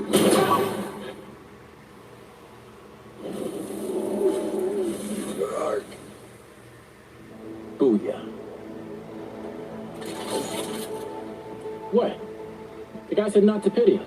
Is that it? I believe it might be. What do you say, Chief? You ready to go home?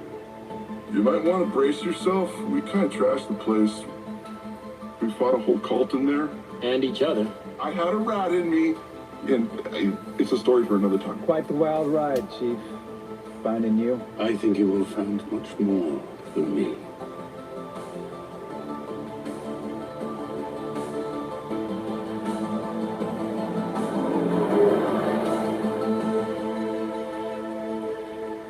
Oh, where are they all? Where are you all? Sorry. I was putting on my face.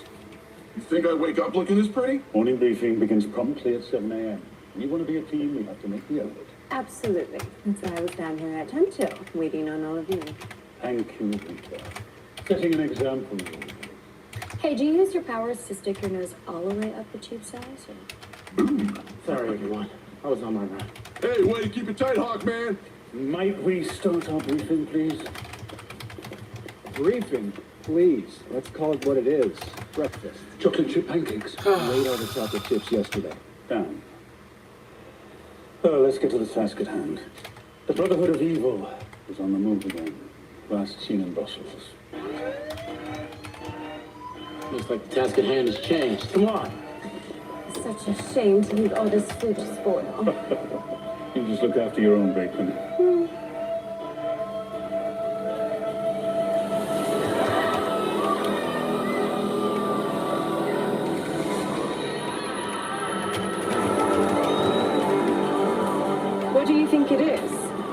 Maybe it's that.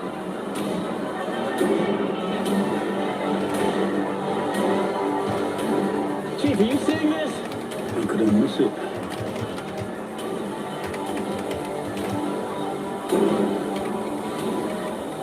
How do we start it and how do we finish it? Same as always. Try talking to him. I got this.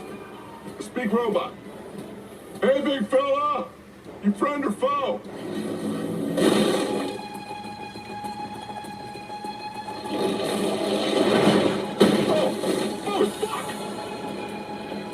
Looks like it's gonna be the hard way. As long as the regular people are out of danger. Fuck the regular people.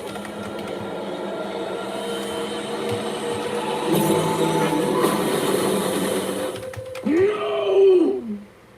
Oh, where are they all? Where are you all? Sorry. I was putting on my face. You think I wake up looking this pretty? Morning briefing begins promptly at 7 a.m. You want to be a team, we have to make the effort. Absolutely. I was down here at 10 till, waiting on all of you. Thank you, Rita. Sorry, everyone.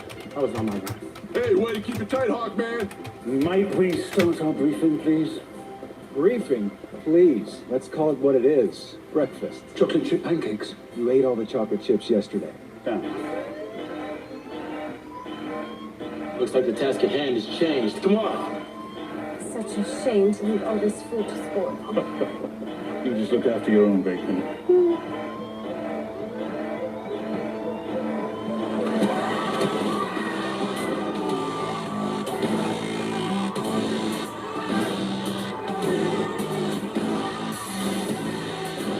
Are you seeing this, Chief? How could I miss it? Hey, big fella! You friend or foe?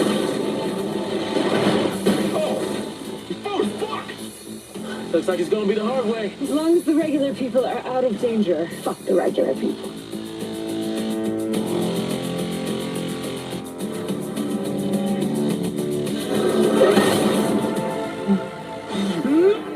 Looks like the task at hand has changed. Come on. Such a shame to see all this food spoiled. Just...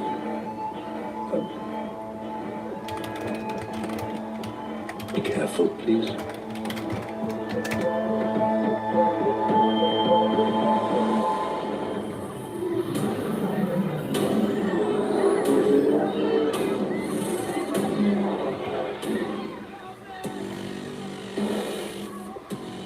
How do we start it and how do we finish it? Same as always, try. Oh, run like hell.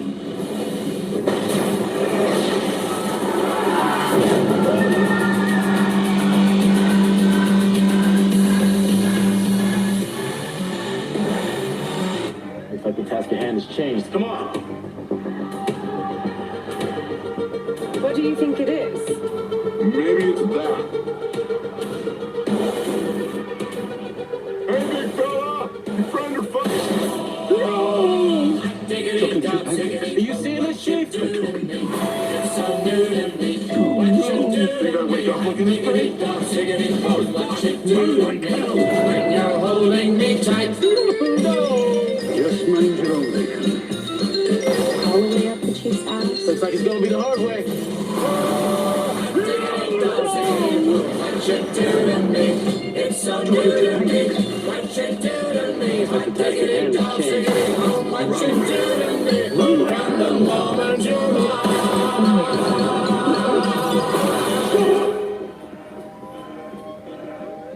What's another step?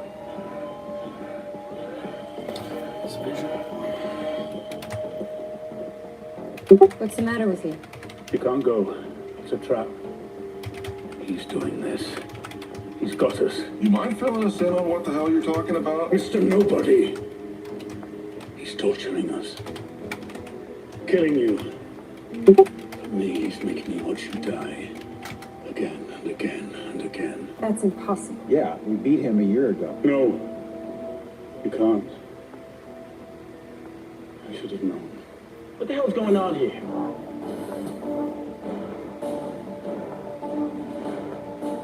And who the hell are you supposed to be? I was wondering if you'd show up. One of you better start explaining some shit quick.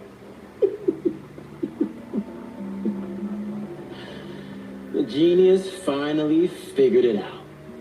The Vic that shot Mr. Nobody was me.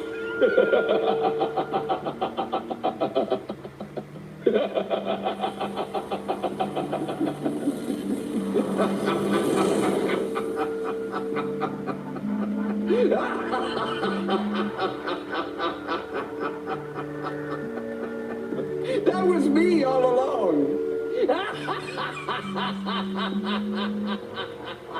Whew. That was getting tedious. Oh, no way! How the hell did we get back here? Or maybe you never left. Good God. If stupidity were a superpower, you would be goddamn Superman. Can someone tell me what the hell's going on here? Why are we not beating this guy's ass? Oh, they already tried that. It's far too convoluted to go into right now. You can look out for it during the previously on part of the next episode. The moral is basically there's no beating me. Not now. Not ever. But you can be free of me. That's not so bad, right? But how would you do that? What is it that sets us free?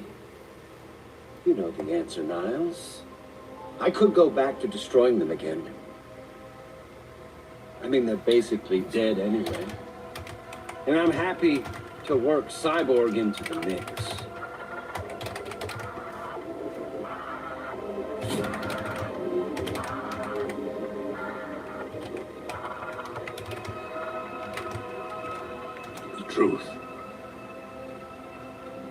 The truth shall set you free. There it is! That's what all this has been about. All the anguish, the agony. Duh. Yes. But look what else has happened. Check out your little ragtag crew. I mean, they couldn't even leave the house without screwing up, and now they made it all the way here. And you're the only thing that can save them. It's kind of beautiful. No? Go on, Niles. Tell them the truth. I can't. Yes, you can. You can tell us anything.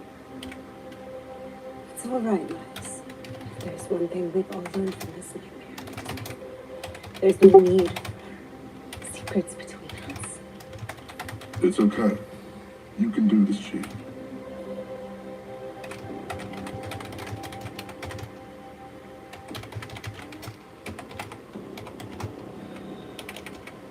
Tragedies that befell you, they weren't accidents.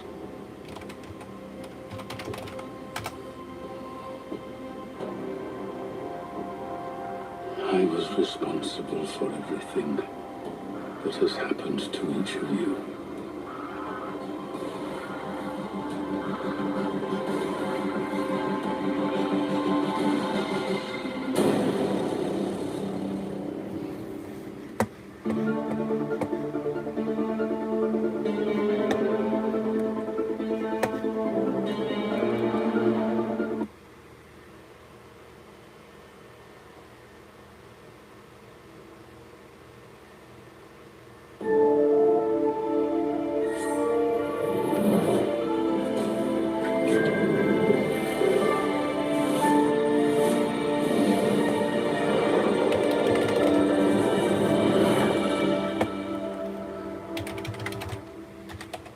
Can you hear me, Mr. Morton? Yes.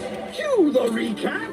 Paraguay vacay made me this way. A harbinger of chaos brought to make this geezer pay. I strung along the dumb patrol, flipped the bus into a hole, slammed it shut. Wait, what? Stuffed it up a donkey's butt. Any sign of the chief? You know he's alive. A team was forged with...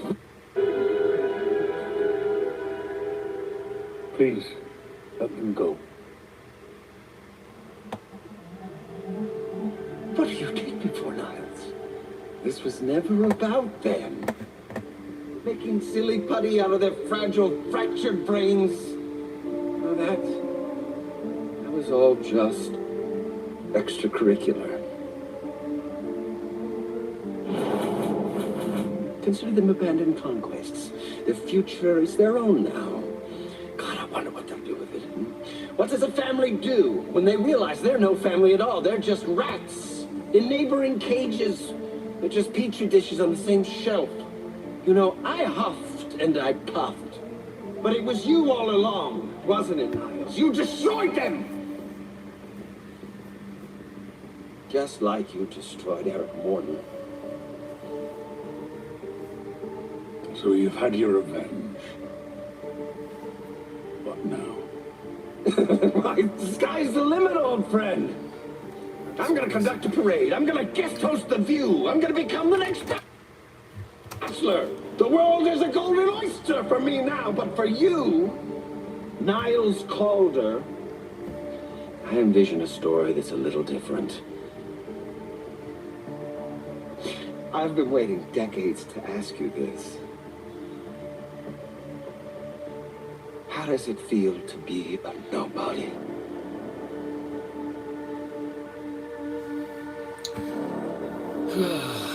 Every day a new secret.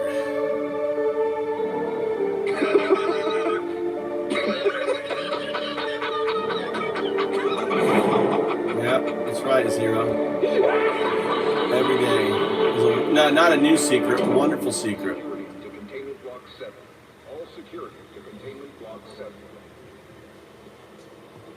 Morning, Joshua.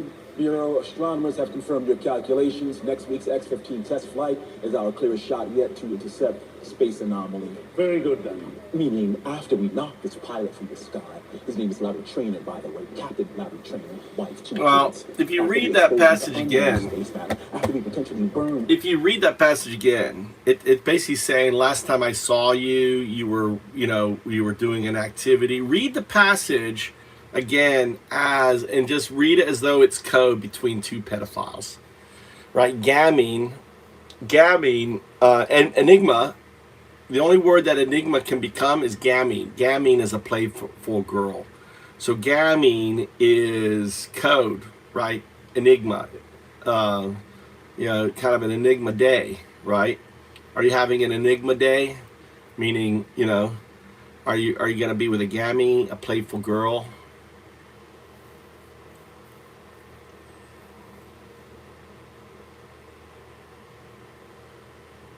Well, and also look at the image. Look at the drawing. That's the hips obviously make it a female, right? But the chests are very minute, right? So it's a girl. It's a girl. Oversized hips, small breasts. That's a girl, right? That's a gamming. It's pretty sick.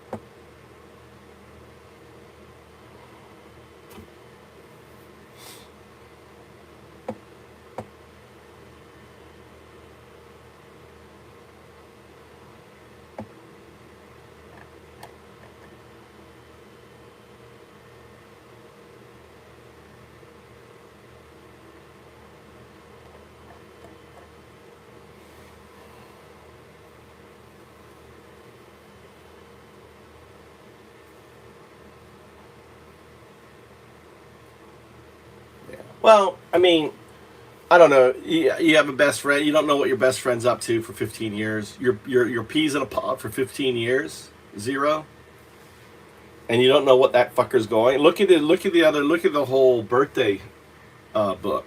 And radiate him beyond the known limits of human capacity. Then we're going to hand him over to Forsyth and his animals for what? Forsyth will go bored with his new toy and then he'll be ours. Hopefully forever. The Immortus project is working. Rita Farr has shown zero signs of aging since 1950. I'm going to put on a video for you guys. We already have a perfectly good test subject. Now we'll have 2.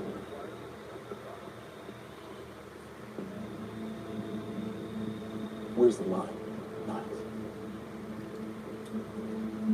Because I can't see it anymore. The only thing that should trouble you, Joshua, is the alternative. Except I don't know what the alternative is. But when I sleep at night, it's because you tell me nothing.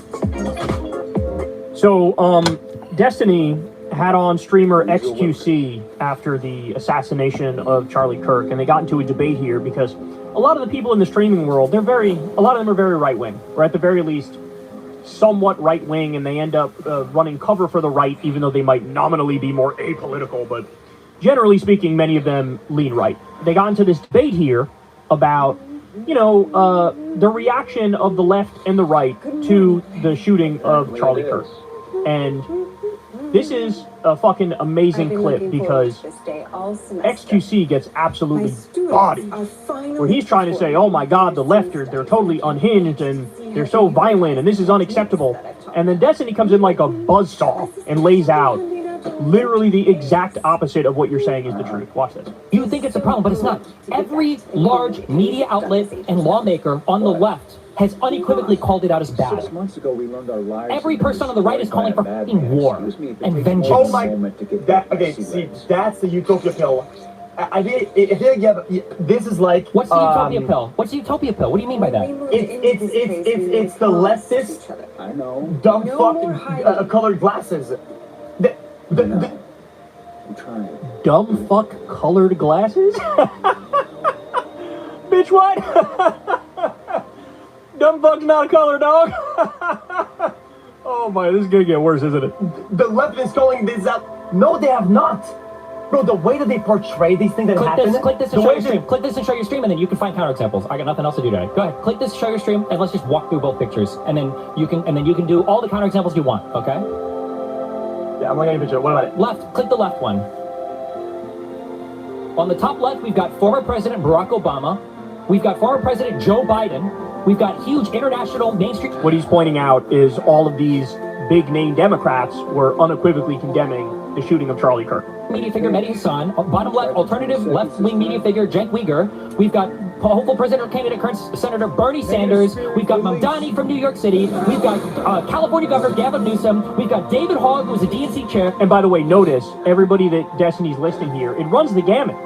It runs the gamut from like center-left liberal to leftist. Like it runs the gamut. They're all like, yeah, hey, doing a political assassination is bad. We can do this. We're against that. We got a representative, Pramila Jayapal, I can't pronounce her name. Pramila Jayapal. Center-left media figure Brian Tyler Cohen. Center-left media figure David Pakman, some of the largest people on the left wing on YouTube. We've got Crystal Ball. We've got Brian Krasinski, huge fucking, Twitter lord, hot fellow Twitch streamer for you. Okay, go to the next fucking picture. What do we have from these people? These are some of the biggest right-wing accounts. You think that this is comparable? You think that both sides are doing the same thing? You can't see it. I'm going to show you this in a second, by the way, but what he's showing is all the right-wingers were flat out calling for war. It's night and day. The difference is every left-wing big media figure and politician, liberal and left-wing, were condemning it. Every right-winger was saying, this means war. This means war, and you got to go for them. I can send you videos of people on the Daily Wire. We can go through Matt Walsh's response, where he says the time for playing nice is over. We can go through Ben Shapiro's response. What you did, what you did unironically, you sat there at your computer, and you linked me this shit that compares Barack Obama to the libs of TikTok. I have had enough with your stupid dog Who is shit. the video? Who is the guy? I can't do it. Who is the guy? Who is the guy in the top middle? Who is that guy? What's that video of? Who is that? It's Donald Trump in the top middle. And he did an address from the Oval Office, which was like shitting on the left and saying they're the problem and they're the enemy. So, further proves his point. Did he walk away? Now look, to be fair, I think he does come back, but it does look like he rage quit and then came back. Why? Because he got fucking obliterated. So here, let's go through what Destiny put up there. So yes, on the liberal and left side, Barack Obama condemned it. Barack Obama, Joe Biden, Mehdi Hassan, Cenk Uygur, Bernie Sanders, Zoran, Gavin, David Hogg, Pramila Jayapal, Brian Tyler Cohen, Dave Pakman, Crystal Ball, my wife, Brian Krasinski, not my wife, Hutch, also not my wife. Then on the right-wing side, Libs of TikTok, This Is War, Joey Manorino, big right-wing account. The Democrat Party must be classified as a domestic terror organization against organization and their members, leaders treated accordingly. Enough is enough. Brian Eastwood, official, Rando, Sean Davis, Trump's reaction, Gunther Eagleman, Elon Musk, the left is the party of murder from Elon Musk. Chris Rufo, another big right-wing account. The last time the radical left orchestrated a wave of violence and terror. J. Edgar Hoover shut it all down within a few years. It's time, within the confines of the law, to infiltrate, disrupt, arrest, and incarcerate all of those who are responsible for this chaos. Laura Loomer, more Elon Musk. If they won't leave us in peace, then our choice is fight or die. You got Fox News' Jesse Waters, who was basically calling for war as well. It doesn't even stop there. So the right has actually gone lower than this, too, because here you have this guy, the trigonometry guy. He goes, I guess this is on Piers Morgan's show, and he decides, hey, how about I blame Cenk Uygur for what happened to Charlie Kirk here? Let's watch. But I found it difficult to sit there and listen to this preposterous conversation you've just had.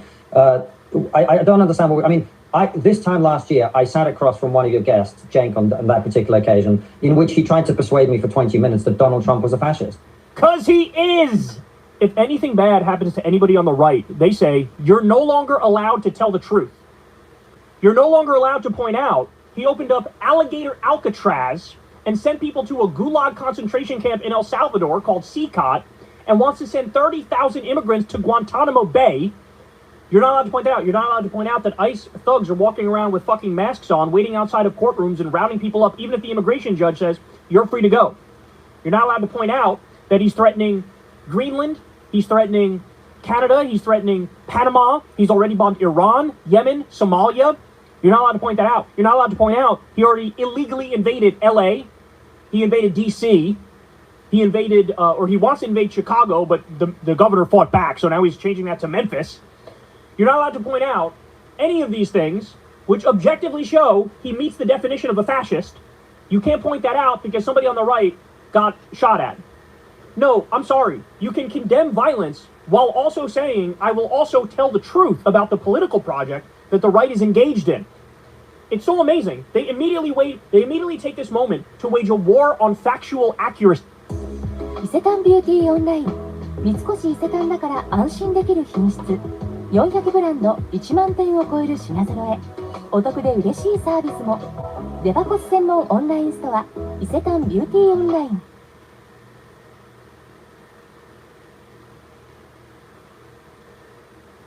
Since I started experiencing tightness and pain in my wrist after long hours of coding, I've been super conscious about ergonomics. I've tried so many different ergo keyboards, but the one issue I keep running into is the need for a mouse. Constantly having to move my hands between them is annoying and ruins my coding flow, but I finally found something that fixes this. It's called Naya Create, and it's actually one of the nicest looking ergonomic keyboards I've ever seen.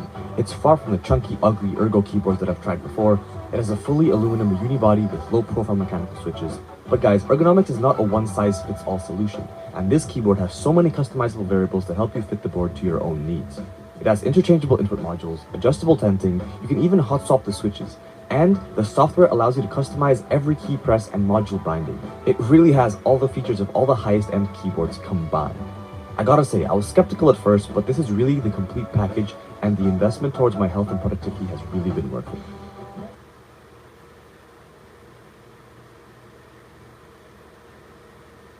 That's how the left talks about their political opponents, and I'm someone... By the way, there's a supercut going around now. I didn't pull it up for this segment. There's a supercut going around non-stop. Trump calling everybody he disagrees with a fascist. Now, the difference is when Trump says it about us, he's just wrong. When we say it about him, we are right. That's the difference. I'm just looking at the facts of what I see. We have had, for the last 10 years, what has happened to the word Nazi as a result of the woke left's behavior is completely unacceptable. This is a word that we had for a very specific group of people that was supposed to describe people who believe in National Socialism and fascism. These words have very specific meanings, and the meanings that they had were very important for being able to describe people who are actually of that opinion. And instead, both in America and here across the Atlantic in Britain, we've had, and we're not talking about people on Twitter or people on Blue Sky. I'm talking about David Lammy, who's the current Deputy Prime Minister, talking about a group of conservative Eurosceptics and saying they're worse than Nazis. We've had this for a whole decade now, the complete dehumanization of people for simply having political disagreements. Oh my God. So the dehumanization, he doesn't mean it's dehumanization of Palestinians or Muslims or Arabs or immigrants here at home or trans people. No, that's not, he's talking about dehumanization of what? The people in this country that have the Senate, the House, the White House, the courts, and control every major lever of power. Somehow they're the victims, even though they control everything and everybody. They run everything, but they're the victims. Please spare me, Jesus Christ, the fucking cry bully shit. And so when I see that the killer of Charlie Kirk had these so-called anti-fascist inscriptions on his ammunition, I'm not surprised. I'm not shocked. Of course this would happen. And people like to pretend that this has no consequence. Well, think about it, Piers. You're a man, I'm a man. If you and I thought that fascism was actually here, as we keep being told, wouldn't it be our duty to stand up and fight? So can we really be surprised then when some deranged guy picks up a rifle and shoots someone who people on the media, people on TV keep saying is a fascist? Keep saying. It's so inconvenient for his whole narrative that is literally like 90-10 when it comes to political violence. 90% comes from the right, 10% comes from the left. All of the objective data shows that. It's mighty fucking inconvenient. Notice the reaction now to the Charlie Kirk thing. What were all these people saying when the Minnesota Democrats got assassinated by a fucking MAGA terrorist who had a literal list, an endless list of Democrats he wanted to assassinate? What were they saying then? They were saying dick. They were saying nothing. They weren't even fucking talking about it. None of them even talked about it. Never mind, talked about it and come to these sweeping conclusions. So spare me your fucking faux outrage, where it's so goddamn selective. So selective, and you're also assuming he doesn't mention Groypers, that they might play a role in this. He doesn't mention the contradictions in the official story that seems to make no sense, and it kind of looks like a professional hit job, so it might be some, not the right or the left in this scenario. He doesn't mention any of that. You heard it at the beginning, but he mentioned Cenk Uygur. I find that so fucking deplorable. I find that so deplorable that he mentioned Cenk Uygur. I watched the episode of The Young Turks, the night that Charlie Kirk got killed, and it was wall to wall condemnations of violence and saying, we don't believe in violence. If you're on the left, you don't believe in violence. If you're on the left, you believe in peaceful, non-violent resistance. That's what you believe in. He says it's immoral. He says it's unethical. He says it's unacceptable. He says it's stupid. Everything anybody on the right would want somebody on the left to say in a moment like this, fucking Cenk said it, and he still got blamed by these loathsome cretins. Absolutely disgusting. Finally, I'll give you what Matt Walsh said, because I think this is very instructive. So Matt Walsh comes out, this is the following. Ready? I cannot unite with the left because they want me dead. They will spit on my grave when I die and laugh in the faces of my wife and children. There can be no unity with such people, but I will unite with anyone on the right. I hereby discard any grudge or personal feud I may have had with anyone on my side. Maybe we will pick up those arguments sometime in the future. Now we have to stand together. So a couple things. First of all, there's no acknowledgement from Matt Walsh that like 95% of people on the liberal and left side were like, yeah, don't kill people, that's bad.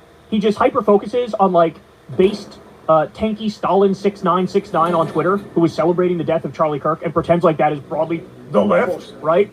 And so you're all the same, you're all bad, you're all the same, you all want me dead, you all want to spit on my grave, etc. So that's point number one, is, you know, make the boogeyman out of the other side. But point number two is, look at how quickly these guys move. They're like, oh, whatever, let's throw all of our differences aside. If you're right of center, you're with me, and I'm on your team, and now let's unite and let's destroy the other side. And this is not something you ever see on the liberal and leftist side. There has been a movement towards more unity among liberals and leftists in this second Trump regime, because it's been so fucking horrific. But you never see like a very clear, open declaration like this from somebody on the left or a liberal to say, look, in this moment, we got bigger fish to fry, so, you know, we gotta unite, we gotta hold hands, we gotta work through whatever our differences are. We'll put them aside and let's just focus on what we know is the common enemy in this country, which is the rising tide of fascism and extremism and authoritarianism, and the destruction of this country from within, and the destruction of our foreign policy, the destruction of our economy, and everything like that. You don't see people say that, and so they should serve as a wake-up call to everybody who's even slightly left of center to far left. Like, this is how they're thinking. You know, they view you as all the same. They view all of us as all the same. And maybe it's time that we sort of wake up to that fact and realize that there's a different and a better time and place to go through liberal and leftist differences. In this moment, it's got to be a united front. Hey, y'all, do me a favor and like and subscribe. It helps out big time in the algorithm. Click the bell as well for notifications when videos drop, and watch that video on screen right now. You know you want to. 多くの方がある種の限界に直面しています。 Gunman who killed Charlie Kirk hadn't had access to the internet. If this was pre-2008, the world that you and I grew up in, and he didn't have access to guns, he would still be in college and he'd still have a future ahead of him, and Charlie Kirk would still be alive. he would not have been radicalized. All of these poor kids, most of them are, young men, are being radicalized online, and the radicalization pipeline goes straight through the 5 biggest tech companies of the world, all of which are American.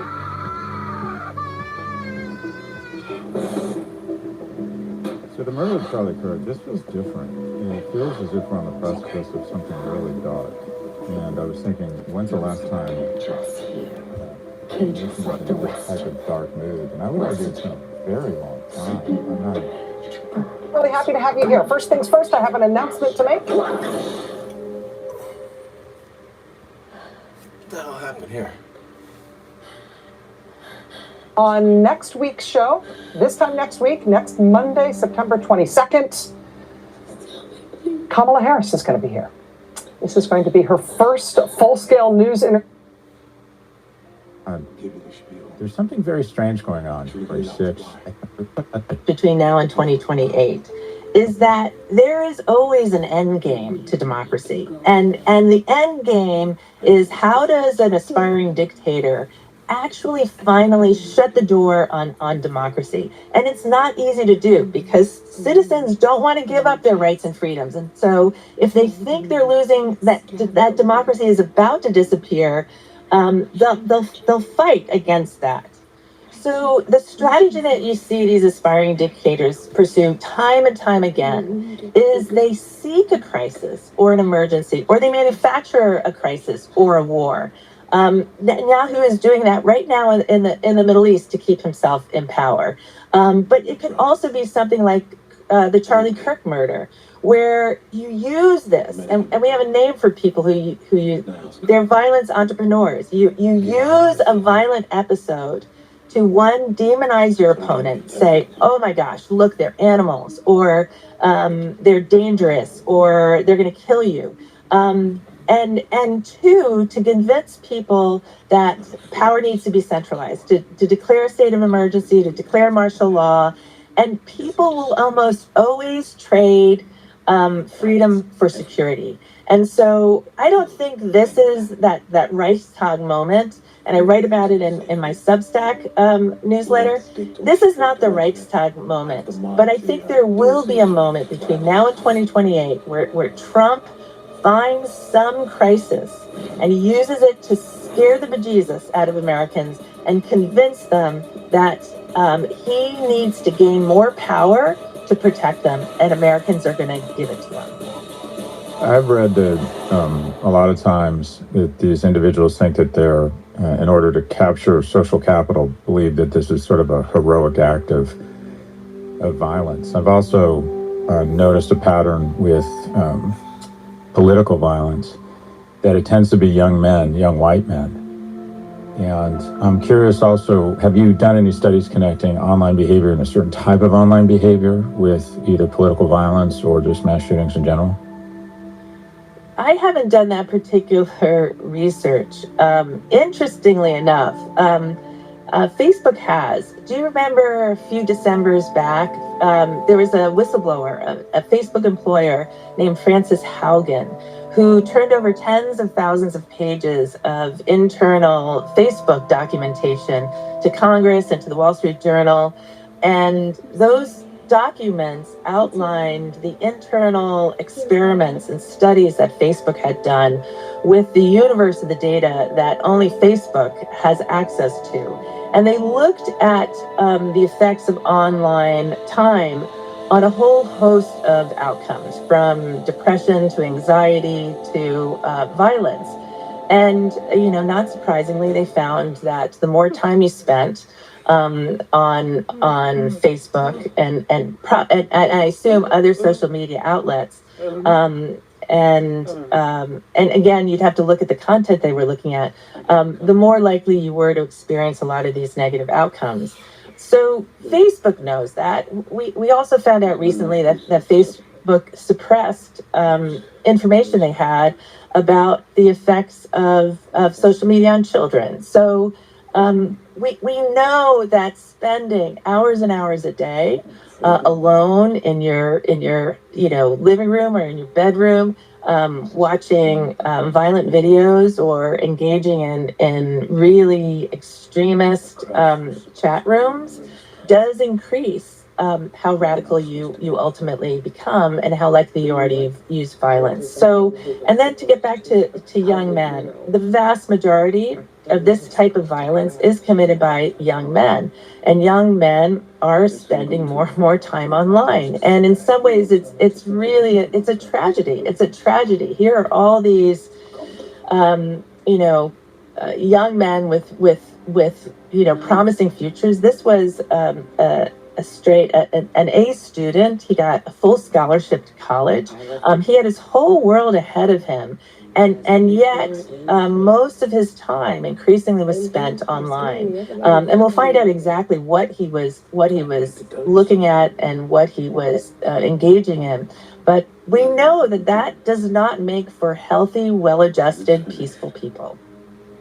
There's been a lot of discussion or a lot of rhetoric around, kind of this is war. And then some other people saying that one of the reasons this just feels so awful is it feels like there's a sense in the air that we may be on the precipice of something just very bad. And you have actually studied and around the world, and what are you study them globally. When you look at America today, what parallels or kind of warning signs do you see? Well, I'll start with the underlying conditions. For 5 years, between 2017 and 2021, I served on a task force run by the CIA called the Political Instability Task Force. And one of the goals of that task force was to come up with a model that would help the U.S. government predict what types of countries were likely to experience political violence and political instability within the next 2 years. And when this model was created, you had two types of people on the task force. You had experts on conflict like myself, and you had data analysts who worked for the agency. And the data analysts asked the expert they asked them to tell them everything we thought might potentially lead a country down the path towards war. And we gave them 38 different factors. So we actually didn't know which were the most important ones. So things like poverty, whether a country heavily discriminated against a particular group, whether a country was ethnically homogeneous or not, all sorts of stuff. And the analysts went away, and when they came back, they said, it turns out only two conditions were highly predictive, and they were not the conditions that the experts expected. The first condition is something we called anocracy. All that means is a partial democracy. So the vast majority of political violence, the vast majority of civil wars, do not happen in healthy democracies, and they do not happen in full autocracies. They happen in between, in this middle zone, where a country has some elements of democracy and they have some elements of autocracy. And they especially happen in these anocracies if they're rapidly moving from one side to another. So if you have a democracy that's rapidly declining, that puts it at risk of political violence. If you have an autocracy that's rapidly democratizing, think about Yugoslavia in the 1990s, that's where you get political violence. So that's the most important feature. Do you have a weak and rapidly changing type democracy? The second is whether citizens in those anocracies were basically choosing political party based on race, religion, or ethnicity rather than on ideology. So you're joining a political party not mostly because you're conservative or liberal, but you're joining because you're Black or white or Muslim or Christian or Serb or Croat. So if a country had these two features, it was a partial democracy with these identity-based political parties. The task force put that country on a watch list. We called it the watch list, and we considered it at high risk of political violence and instability within the next 2 years. So if you take those underlying conditions and you think about the United States today, the United States is now solidly in the anocracy zone based on the measure we used on the task force. We are no longer considered by any group that studies democracy, a full democracy. We are in this middle zone. If you look at our political parties, they started breaking down into by race and religion starting around 2018. It got a little bit better in the last election, where Latino men and African American men gravitated from the Democratic Party towards the Republican Party. But I suspect that's going to go back in the next election. So by both of these measures, the United States is in this high risk category today. Those are the underlying conditions. So then look at the more immediate conditions. So what tends to trigger civil war? What tends to trigger civil war? Often contested elections.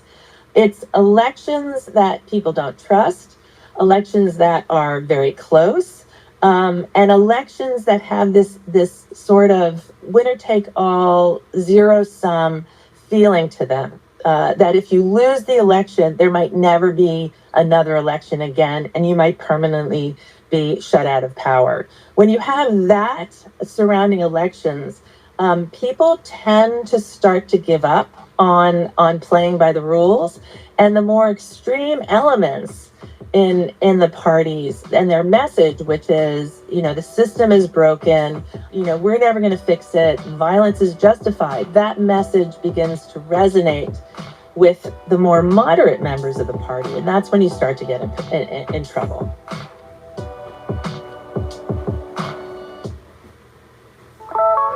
Support for the show comes from Betterment. We all have goals in life. Maybe you want to start a business, maybe you want to start a family, or maybe you want to throw a couple of pairs of socks in a frame pack and travel around the world. Whatever your hopes and dreams are, Betterment can help. Made it that far, you just didn't get at front. Feel for whether we're there or not is when there's racial divisiveness. Do you feel? I mean, a lot of this rhetoric is positioned as white Christian nationalists. Obviously, non-whites tend to gravitate, I think, towards a more progressive viewpoint. Well, I'll stop there. Do you think we fit the conditions for that second criteria? It's really interesting. I thought by this time, Donald Trump in his second term, we would clearly fit that criteria, because Donald Trump in his first term was more upfront. I thought about supporting the white nationalist agenda. He sort of lauded the rioters or the people who were parading in Charlottesville in 2017, and he's stepped back a bit with that, and I think he's realized that, for example, the Latino community could be a potential voting bloc for him. He hasn't really, his immigration rates have disproportionately affected non-whites, but I think he's a little more sensitive to the fact that Latinos helped him win. They're the fastest growing population here in the United States. They're not going away. And he doesn't want to alienate them too much.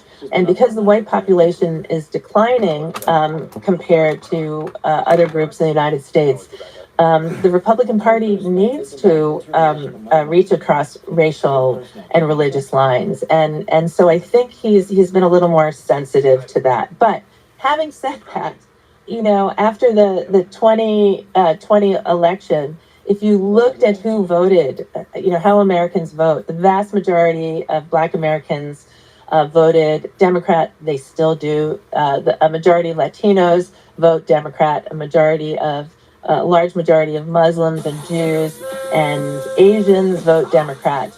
And whites overwhelmingly vote Republican. It's about 80% of whites voted Republican. And this is in a country that's multi-ethnic and multi-religious. So that really starts to meet this criteria of identity-based rather than ideologically based. And also, when you look at who gravitated towards the Republican Party over the last 10, 15 years, it was working class whites. And ideologically, they would be much better served by the Democrats. So they're choosing the Republican Party for a whole host of other reasons, unrelated, what would be in their economic and social interests. So what's your sense of things? Do you feel that the table is set for something, and revolutions can take on different forms, right? Or civil war can take on different forms.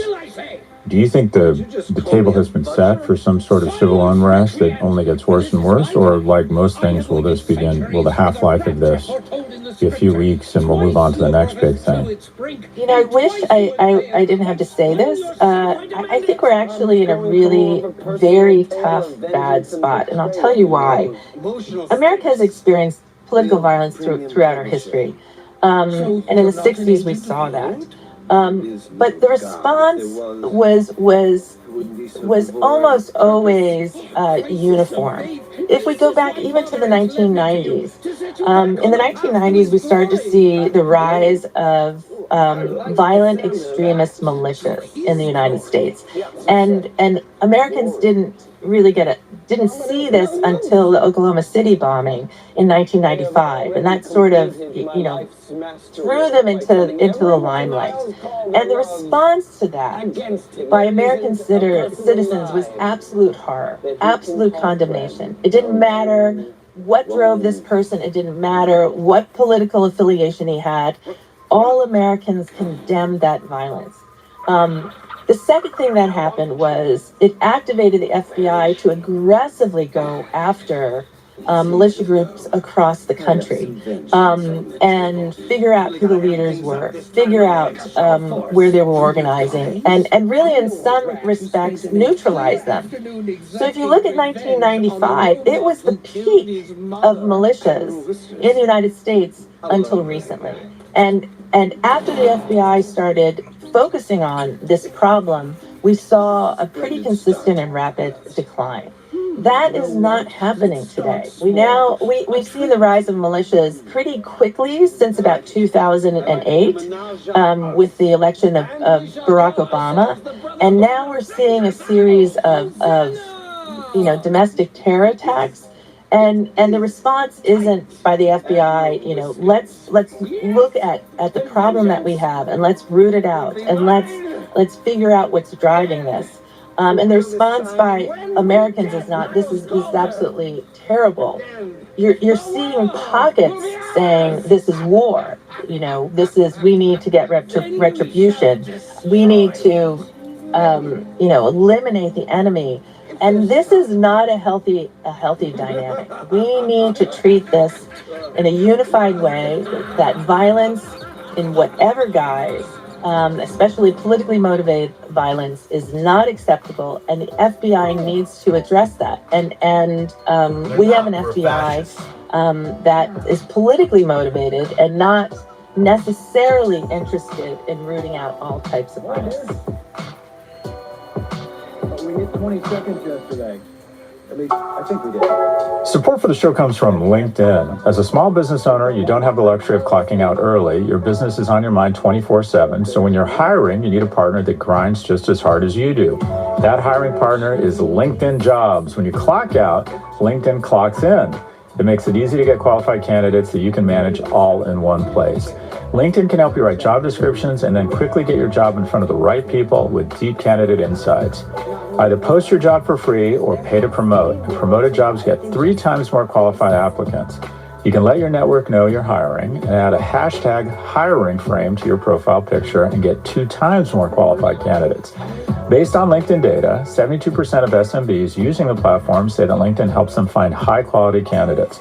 Find out why more than 2.5 million small businesses use LinkedIn for hiring today. Find your next great hire on LinkedIn. Post your job for free at linkedin.com/prof. That's linkedin.com/prof to post your job for free. Terms and conditions apply.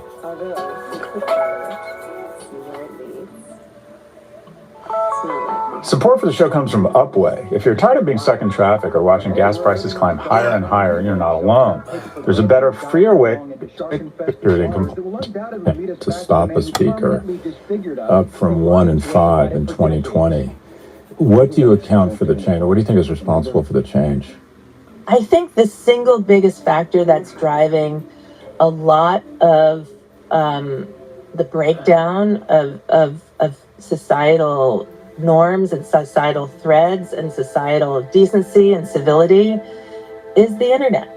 You know, if you look at countries, if you look at democracies, if you look at speech, you know, it really didn't start to unravel and get really heated and negative and uncompromising until about the you know, late 2000s, and that of course is the introduction of the smartphone, and the rise of people's reliance on social media for most of their news. And then when you started to have algorithms that were, you know, when the tech companies figured out that they could design algorithms that would push information into people's hands that was sort of addictive, information that they couldn't keep their eyes off of, that kept them tied to their phones. That information was in many cases the most emotionally charged, the most incendiary. It's information that was designed to ramp up people's emotions and you know, sense of fight or flight.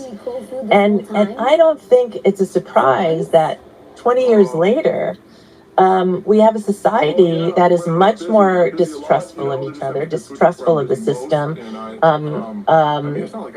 isolated from each other, and I think that's what we're seeing. So I think that's the biggest reason, is that a lot of these kids are getting their information from, you know, from social media sites, and they're being and they're being fed only a very particular segment of information, and they come to believe that, and it's delivered to them in the most impassioned way, which of course makes them particularly impassioned as well. And then you see them come on campus and they've spent hours and hours and hours online talking to people who agree with them and tell them nothing different, and then they hear something different. They've also been told that those people are wrong and dangerous, and they're ready to go to battle.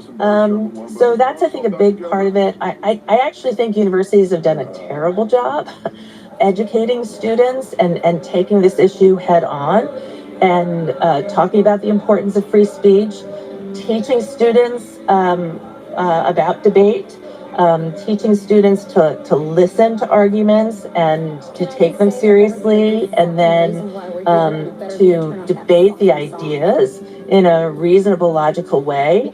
I think we've basically, you know, not thrown our hands up. I think we've basically decided that maybe that was too hard, or it might get us in trouble. Universities aren't really known, and professors aren't really known to be the most courageous people, and I think it's just easier to just put our heads down and you know, think that life is going to continue as it always has. And now we're seeing the effects of that. Like most people, I've been thinking a lot about this, and I want to put forward a thesis on what the root causes are. And you've already touched on a few, and have you respond to it, and then move to what some potential solutions might be. I see the three legs of the stool here, if you will, as one, what we've been talking about, and that is the connection between algorithms that promote incendiary content and rage to profit. You know, we used to think sex sells. Actually, we found something that sells better, and it's rage. And the algorithms have figured that out and pit us against each other, and it's worked. We now believe that it's not Russians pouring over the border in Ukraine, or the CCP, or income inequality, or climate change that is our enemy. It's our neighbor who has different political beliefs than us. And then two, young men who are really struggling in our nation. Lack of economic and romantic opportunities. Biologically, prefrontal cortex doesn't catch up to a woman's until they're 25. Lack of male role models. An education system, I would argue, that is somewhat biased against them. Lack of economic opportunities. And then you pair that with number one, they begin to sequester from society, and like any mammal, when they're not surrounded by other relationships, they start to go, quite frankly, crazy, similar to an orca in a tank alone, or leave your dog alone for a day and see what happens. Yeah. And then the kicker to all of this, we don't have a monopoly on the first two. What we do have a monopoly on is divisive content, struggling men who have access to the guns. I've found this crazy stat in the U.S. I'm in London right now. In the UK, there's going to be 30 gun deaths this year. There's 120 a day in the United States. So since Charlie Cook's assassination or murder 2 days ago, there's already been 8 times the number of gun deaths in the U.S. that there will be all year in the UK. Where do I have that wrong, and what color would you add to that? It is absolutely right, and I couldn't state it better than you just stated it. And the only thing I'll add is, if the gunman who killed Charlie Kirk hadn't had access to the internet, if this was pre-2008, the world that you and I grew up in, and he didn't have access to guns, he would still be in college and he'd still have a future ahead of him, and Charlie Kirk would still be alive. He would not have been radicalized. All of these poor kids, most of them are, young men, are being radicalized online, and the radicalization pipeline goes straight through the 5 biggest tech companies of the world, all of which are American. What you just said is so powerful. I hadn't thought of it that way. I mean, it's just so obvious, but I think that's what real insight is you say just something obvious that it's obvious after you hear it, and that is, if this kid hadn't had access to the internet, he would be a scholarship student and wouldn't be spending the rest of his life in prison, and Charlie Kirk, a father of 2, would still be alive. I can't stop thinking, as a parent of 2 boys, I guess some combination of family members and friends basically figured out that he had done it. And can you imagine that drive to the prison to turn? No, I can't. Actually, it breaks my heart. As a parent? It breaks my heart. It breaks my heart for everybody involved. And I can't even imagine. But that is just so, I think that's just so, I just hadn't thought of it that way. That if this kid hadn't had access to the internet, most likely this just wouldn't have happened. So let's move to solutions. You are on these task forces. You're not only helping to identify for our intelligence apparatus what nations are vulnerable, such that we can plan. What if you were asked to serve on another task force, and my guess is you probably will be, that said, all right, what are some common sense solutions to reduce political violence, the likelihood of civil war? I won't even go to gun violence, because that's just, we're talking about political violence and reduce the likelihood of civil war. What would you suggest are 2 or 3 programs that the government should be considering? so, Scott, there are lots of common sense solutions. The problem is we don't have common sense politicians right now on either side, and I'll tell you why. We know from the government, the U.S. government's own task force, that if you have a strong, healthy democracy, you don't experience this type of violence.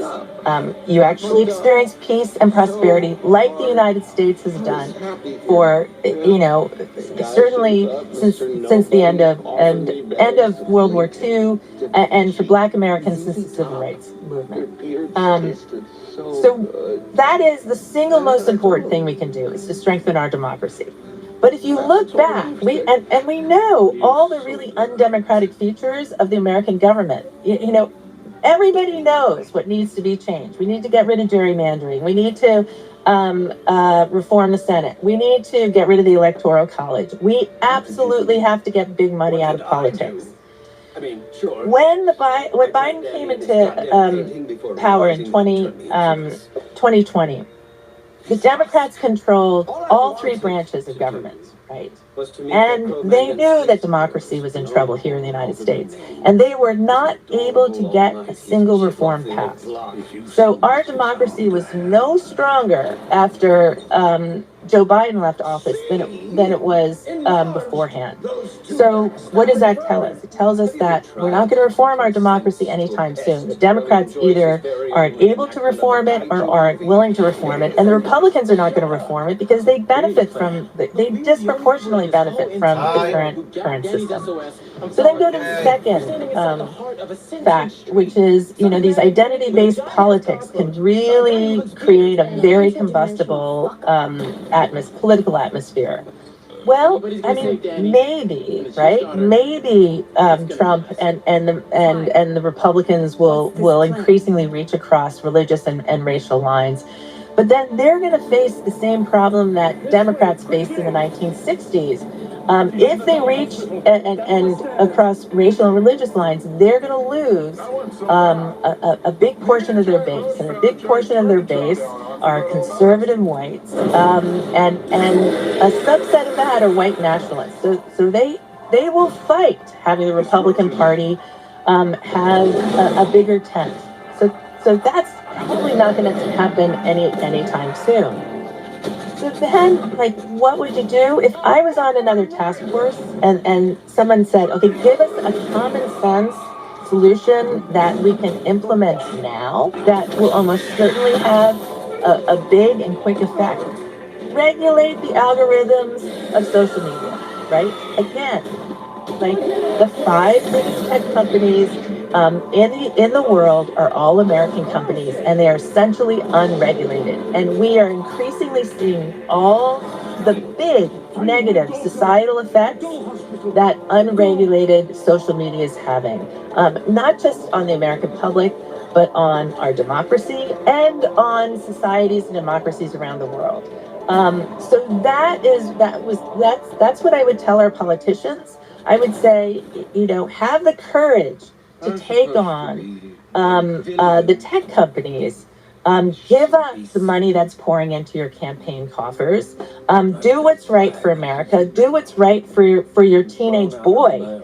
And don't allow them to basically control the minds and the limbic systems of our kids, and set them up for a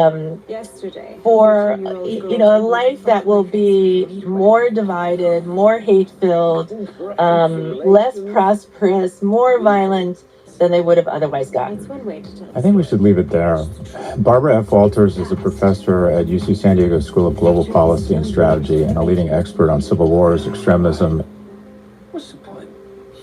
I know what it's like to be a nobody. But as bad as that felt, I'd rather be nobody than nothing. And that is exactly what you're going to be if you don't quit feeling sorry for yourself. You don't give a shit about me. You're only saying all of this to save your own tuchus. That is 100% true.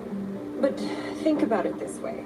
If you give up now, your story is a forgettable, disappointing defeat.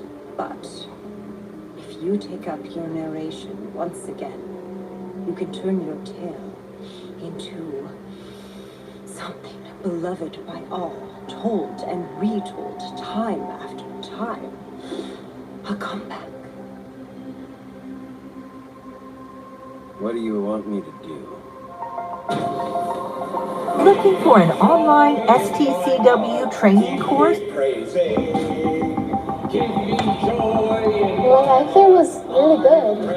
Like, I can go anywhere I want. I have my family, my friends to go out with. I wanted to just be there and to just achieve all my goals. I just wanted to make my mom proud.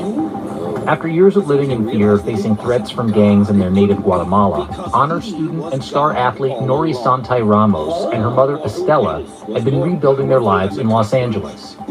That was until 2 months ago, when they were deported in the dead of night. No questions, no time to pack, and no chance to say goodbye. Me puedo sentir más, entonces que estás con otros que la más tranquila y con coche de estudio.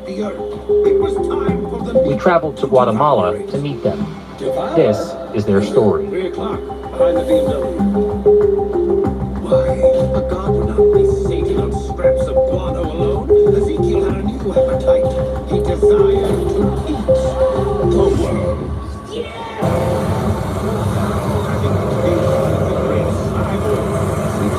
We've been on the road from Guatemala City for about 3.5 hours, and we're just about to get to the place where Nori is now living with members of her family, at least temporarily, and that is because they're trying to figure out what to do next. They're afraid of the same violence that sent them to the United States in the first place. This is Quetzaltenango, Guatemala's second largest city. It's known for its colorful markets, colonial architecture, and dramatic views of surrounding volcanoes. But since their deportation, Nori and her mom have seen none of it.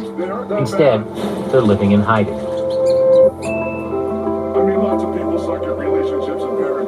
How are you? Well, it's really hard to be back, and it's really difficult. I really feel like sad about everything. Not to be home. Yeah. Because even though you were born here, your home is LA. You lived there your whole life. Yes, I lived there, like I had my childhood there. I had my friends, my family. So it's really hard to just come back, not knowing anyone here. Or anything. Yeah. In Los Angeles, Nori had a promising future. She was an honor student, a star athlete in track and cross country, and a high school senior just steps away from going to college. Tell me about your life in LA. You were going to high school at Miguel Contreras. Yes. You were on the track team. Yes. You were a really good student, everybody keeps telling me. Yes. Well, my life there was really good. I wanted to just be there and to just achieve all my goals. I just wanted to make my mom proud. I wanted to be like a fashion designer. That was what you wanted to be after you graduated school? Yes. And it was my first year of cross country too. Were you a pretty fast runner? I would say, I think so. Don't be modest. I would say yeah.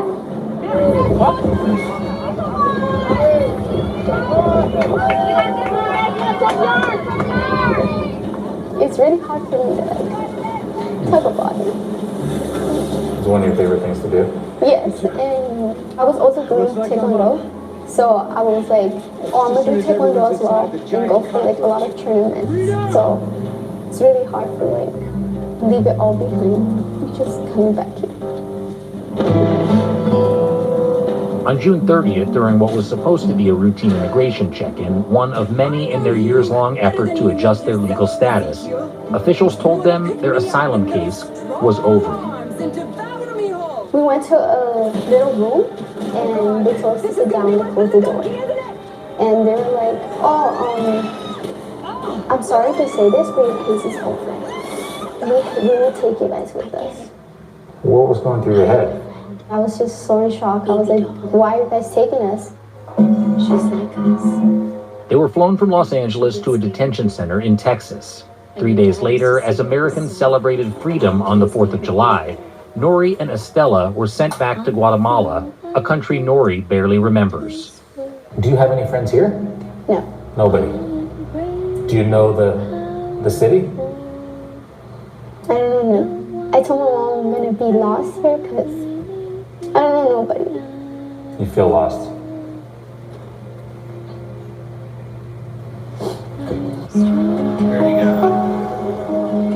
Being back in Guatemala is what they feared most. They left the country in 2016 when Nori was just a child after facing years of violence and threats. The danger was so relentless that Nori couldn't even go to school. As for her mother, the risk was even starker. She was nearly killed by gang members in front of Nori, a moment they told immigration officials changed their lives. We're not safe at all here. There's people looking for my mom. So any day, you're worried that something might happen to you just outside these doors? Yes. Every day, I'm just worried, especially my mom. They almost killed her. So I'm really, really scared. And for my safety too. In the moments when you feel lost, where are you finding your hope, the hope that you have? God. You pray a lot. Yes. I pray every single day that they will have an opportunity to go back and hyping me up and telling me that everything's gonna be fine. But it's really hard to like be used to a place that you didn't grow up. テスラ株、NVIDIA 株、ブル2倍 ETF。業界最安給手数料で取引可能。Yeah, those deadly people. First learned about Nori's case. Hi, Jacob. It's so nice to meet you. Nice to meet you too. Thank you very much for reaching out to me. So much. I really appreciate it. We first learned about Nori's case from one of her teachers in Los Angeles, Darcy White, who reached out the moment she heard about the deportation. Can you tell me about Nori? I mean, I'm curious. Clearly, Nori is a special student for you. Why? She's just sweet. She embodies joy and love, and you know, we wish we could clone students like that. So when we have a student like that, it really stands out, and it really it really hurt when I found out about this at the end of June, and then finding out she was back in Guatemala on the 4th of July, and I posted just how not proud of this country I was on Facebook, and I told all my friends across the country, because I know teachers all over the place, and I said, this is real, this happened to my student, and it's not right. Shortly after arriving in the United States, Nori and Estella's asylum claim was denied, partly because one piece of evidence included, quote, a photo showing one of the gang members threatening them being arrested. According to Estella's sworn statement, that same man was later released on bail. Still, in 2019, a judge denied their case and granted voluntary departure. Since then, they have complied with every immigration check-in and had no criminal record. But during a June 27th appointment Estella attended alone, something changed. After the appointment, she told me about it. She was like, oh, we have an appointment. And then I told her, I was like, why? Because she already went. And she just said, oh, it's because like they want to talk to you. They just want to talk to you and check up. What did that make you feel? I feel like I didn't want to go. I was just scared about it. I was scared because I have seen about like even when in an appointment, they're just gonna like ICE was just gonna like, grab you and take you. Since early June, when the Trump administration ramped up immigration enforcement in Los Angeles, more than 5,000 people have been arrested, according to data provided to MSNBC by Syracuse University. Nearly 60% of those detained had no criminal convictions, nor pending charges. Whoa. Breaking with precedent, the administration has also targeted courthouses across the country as enforcement zones, including in the case of Nori and Estella. They took us to the airport with my mom, not knowing where we were going. You had no idea? Yeah. I asked them, and the only thing they said was like, oh, we're flying to Texas. To Texas? Yes. Where did they take you? And it took us to like, it looked like in a detention center. A detention center? Yeah, for families. So how long were you there? We stayed there for like, we got there on Tuesday, and we stayed there for only 2 days. Only 2 days, yeah. Tell me what happened. 2 agents came in and called me and my mom's name, and they just told us, pack your things, you guys are leaving. Did they say to where? No. We asked, where we're going, and they said, oh, we cannot tell you guys. We don't know anything. They just put us in the airplane, and we went. And we couldn't make the phone call. You never got to call anybody? No. And I was confused. I was like, I decided to pick up. No due process, no attorney, no nothing. Can we make a phone call? Because we want our family to know where, like, you guys are just taking us out. And they were like, no, your family already knows where you guys are going. But you're on the plane, and the plane takes off, and you have no idea where you're going? Yeah, nothing until we got close here, and people were just saying, oh, we're in Guatemala. We're in Guatemala? Yes. And so the doors of the plane open, and you get off the plane, and what happens then? They gave us our stuff, and we asked, can we make the phone call? And they said, yeah. They gave us a phone call. Who'd you call? My mom called my sister, and your sister in LA? Yes. She called her and she told her everything, and my sister didn't know anything. She didn't know where you were the last 4 or 5 days. She didn't know anything. We called her and we were like, we got deported.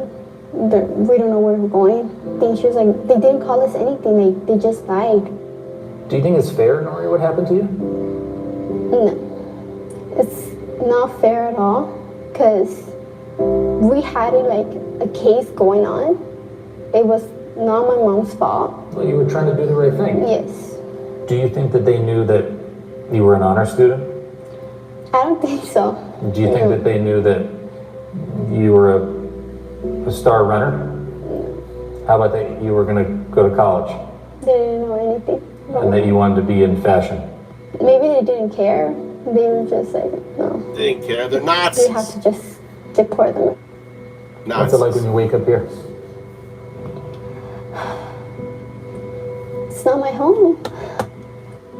We reached out to ICE for more information about their case. They told us Nori and Estella were, quote, given due process and exhausted all legal options to remain in the U.S.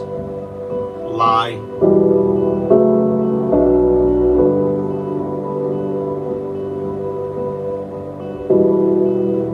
On September 8th, 2 months after being deported to Guatemala and less than 2 weeks since we talked to them, Nori's mother, Estella, passed away of natural causes. The funeral was held in the same village she grew up in, and the same place they say the threats against them began.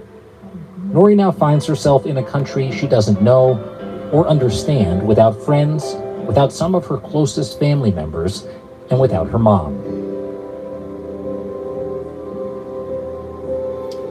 Scan the QR code on the screen to read Nori's full story, or visit msnbc.com. Fucking Nazis, dude. Fuck you, Nazis.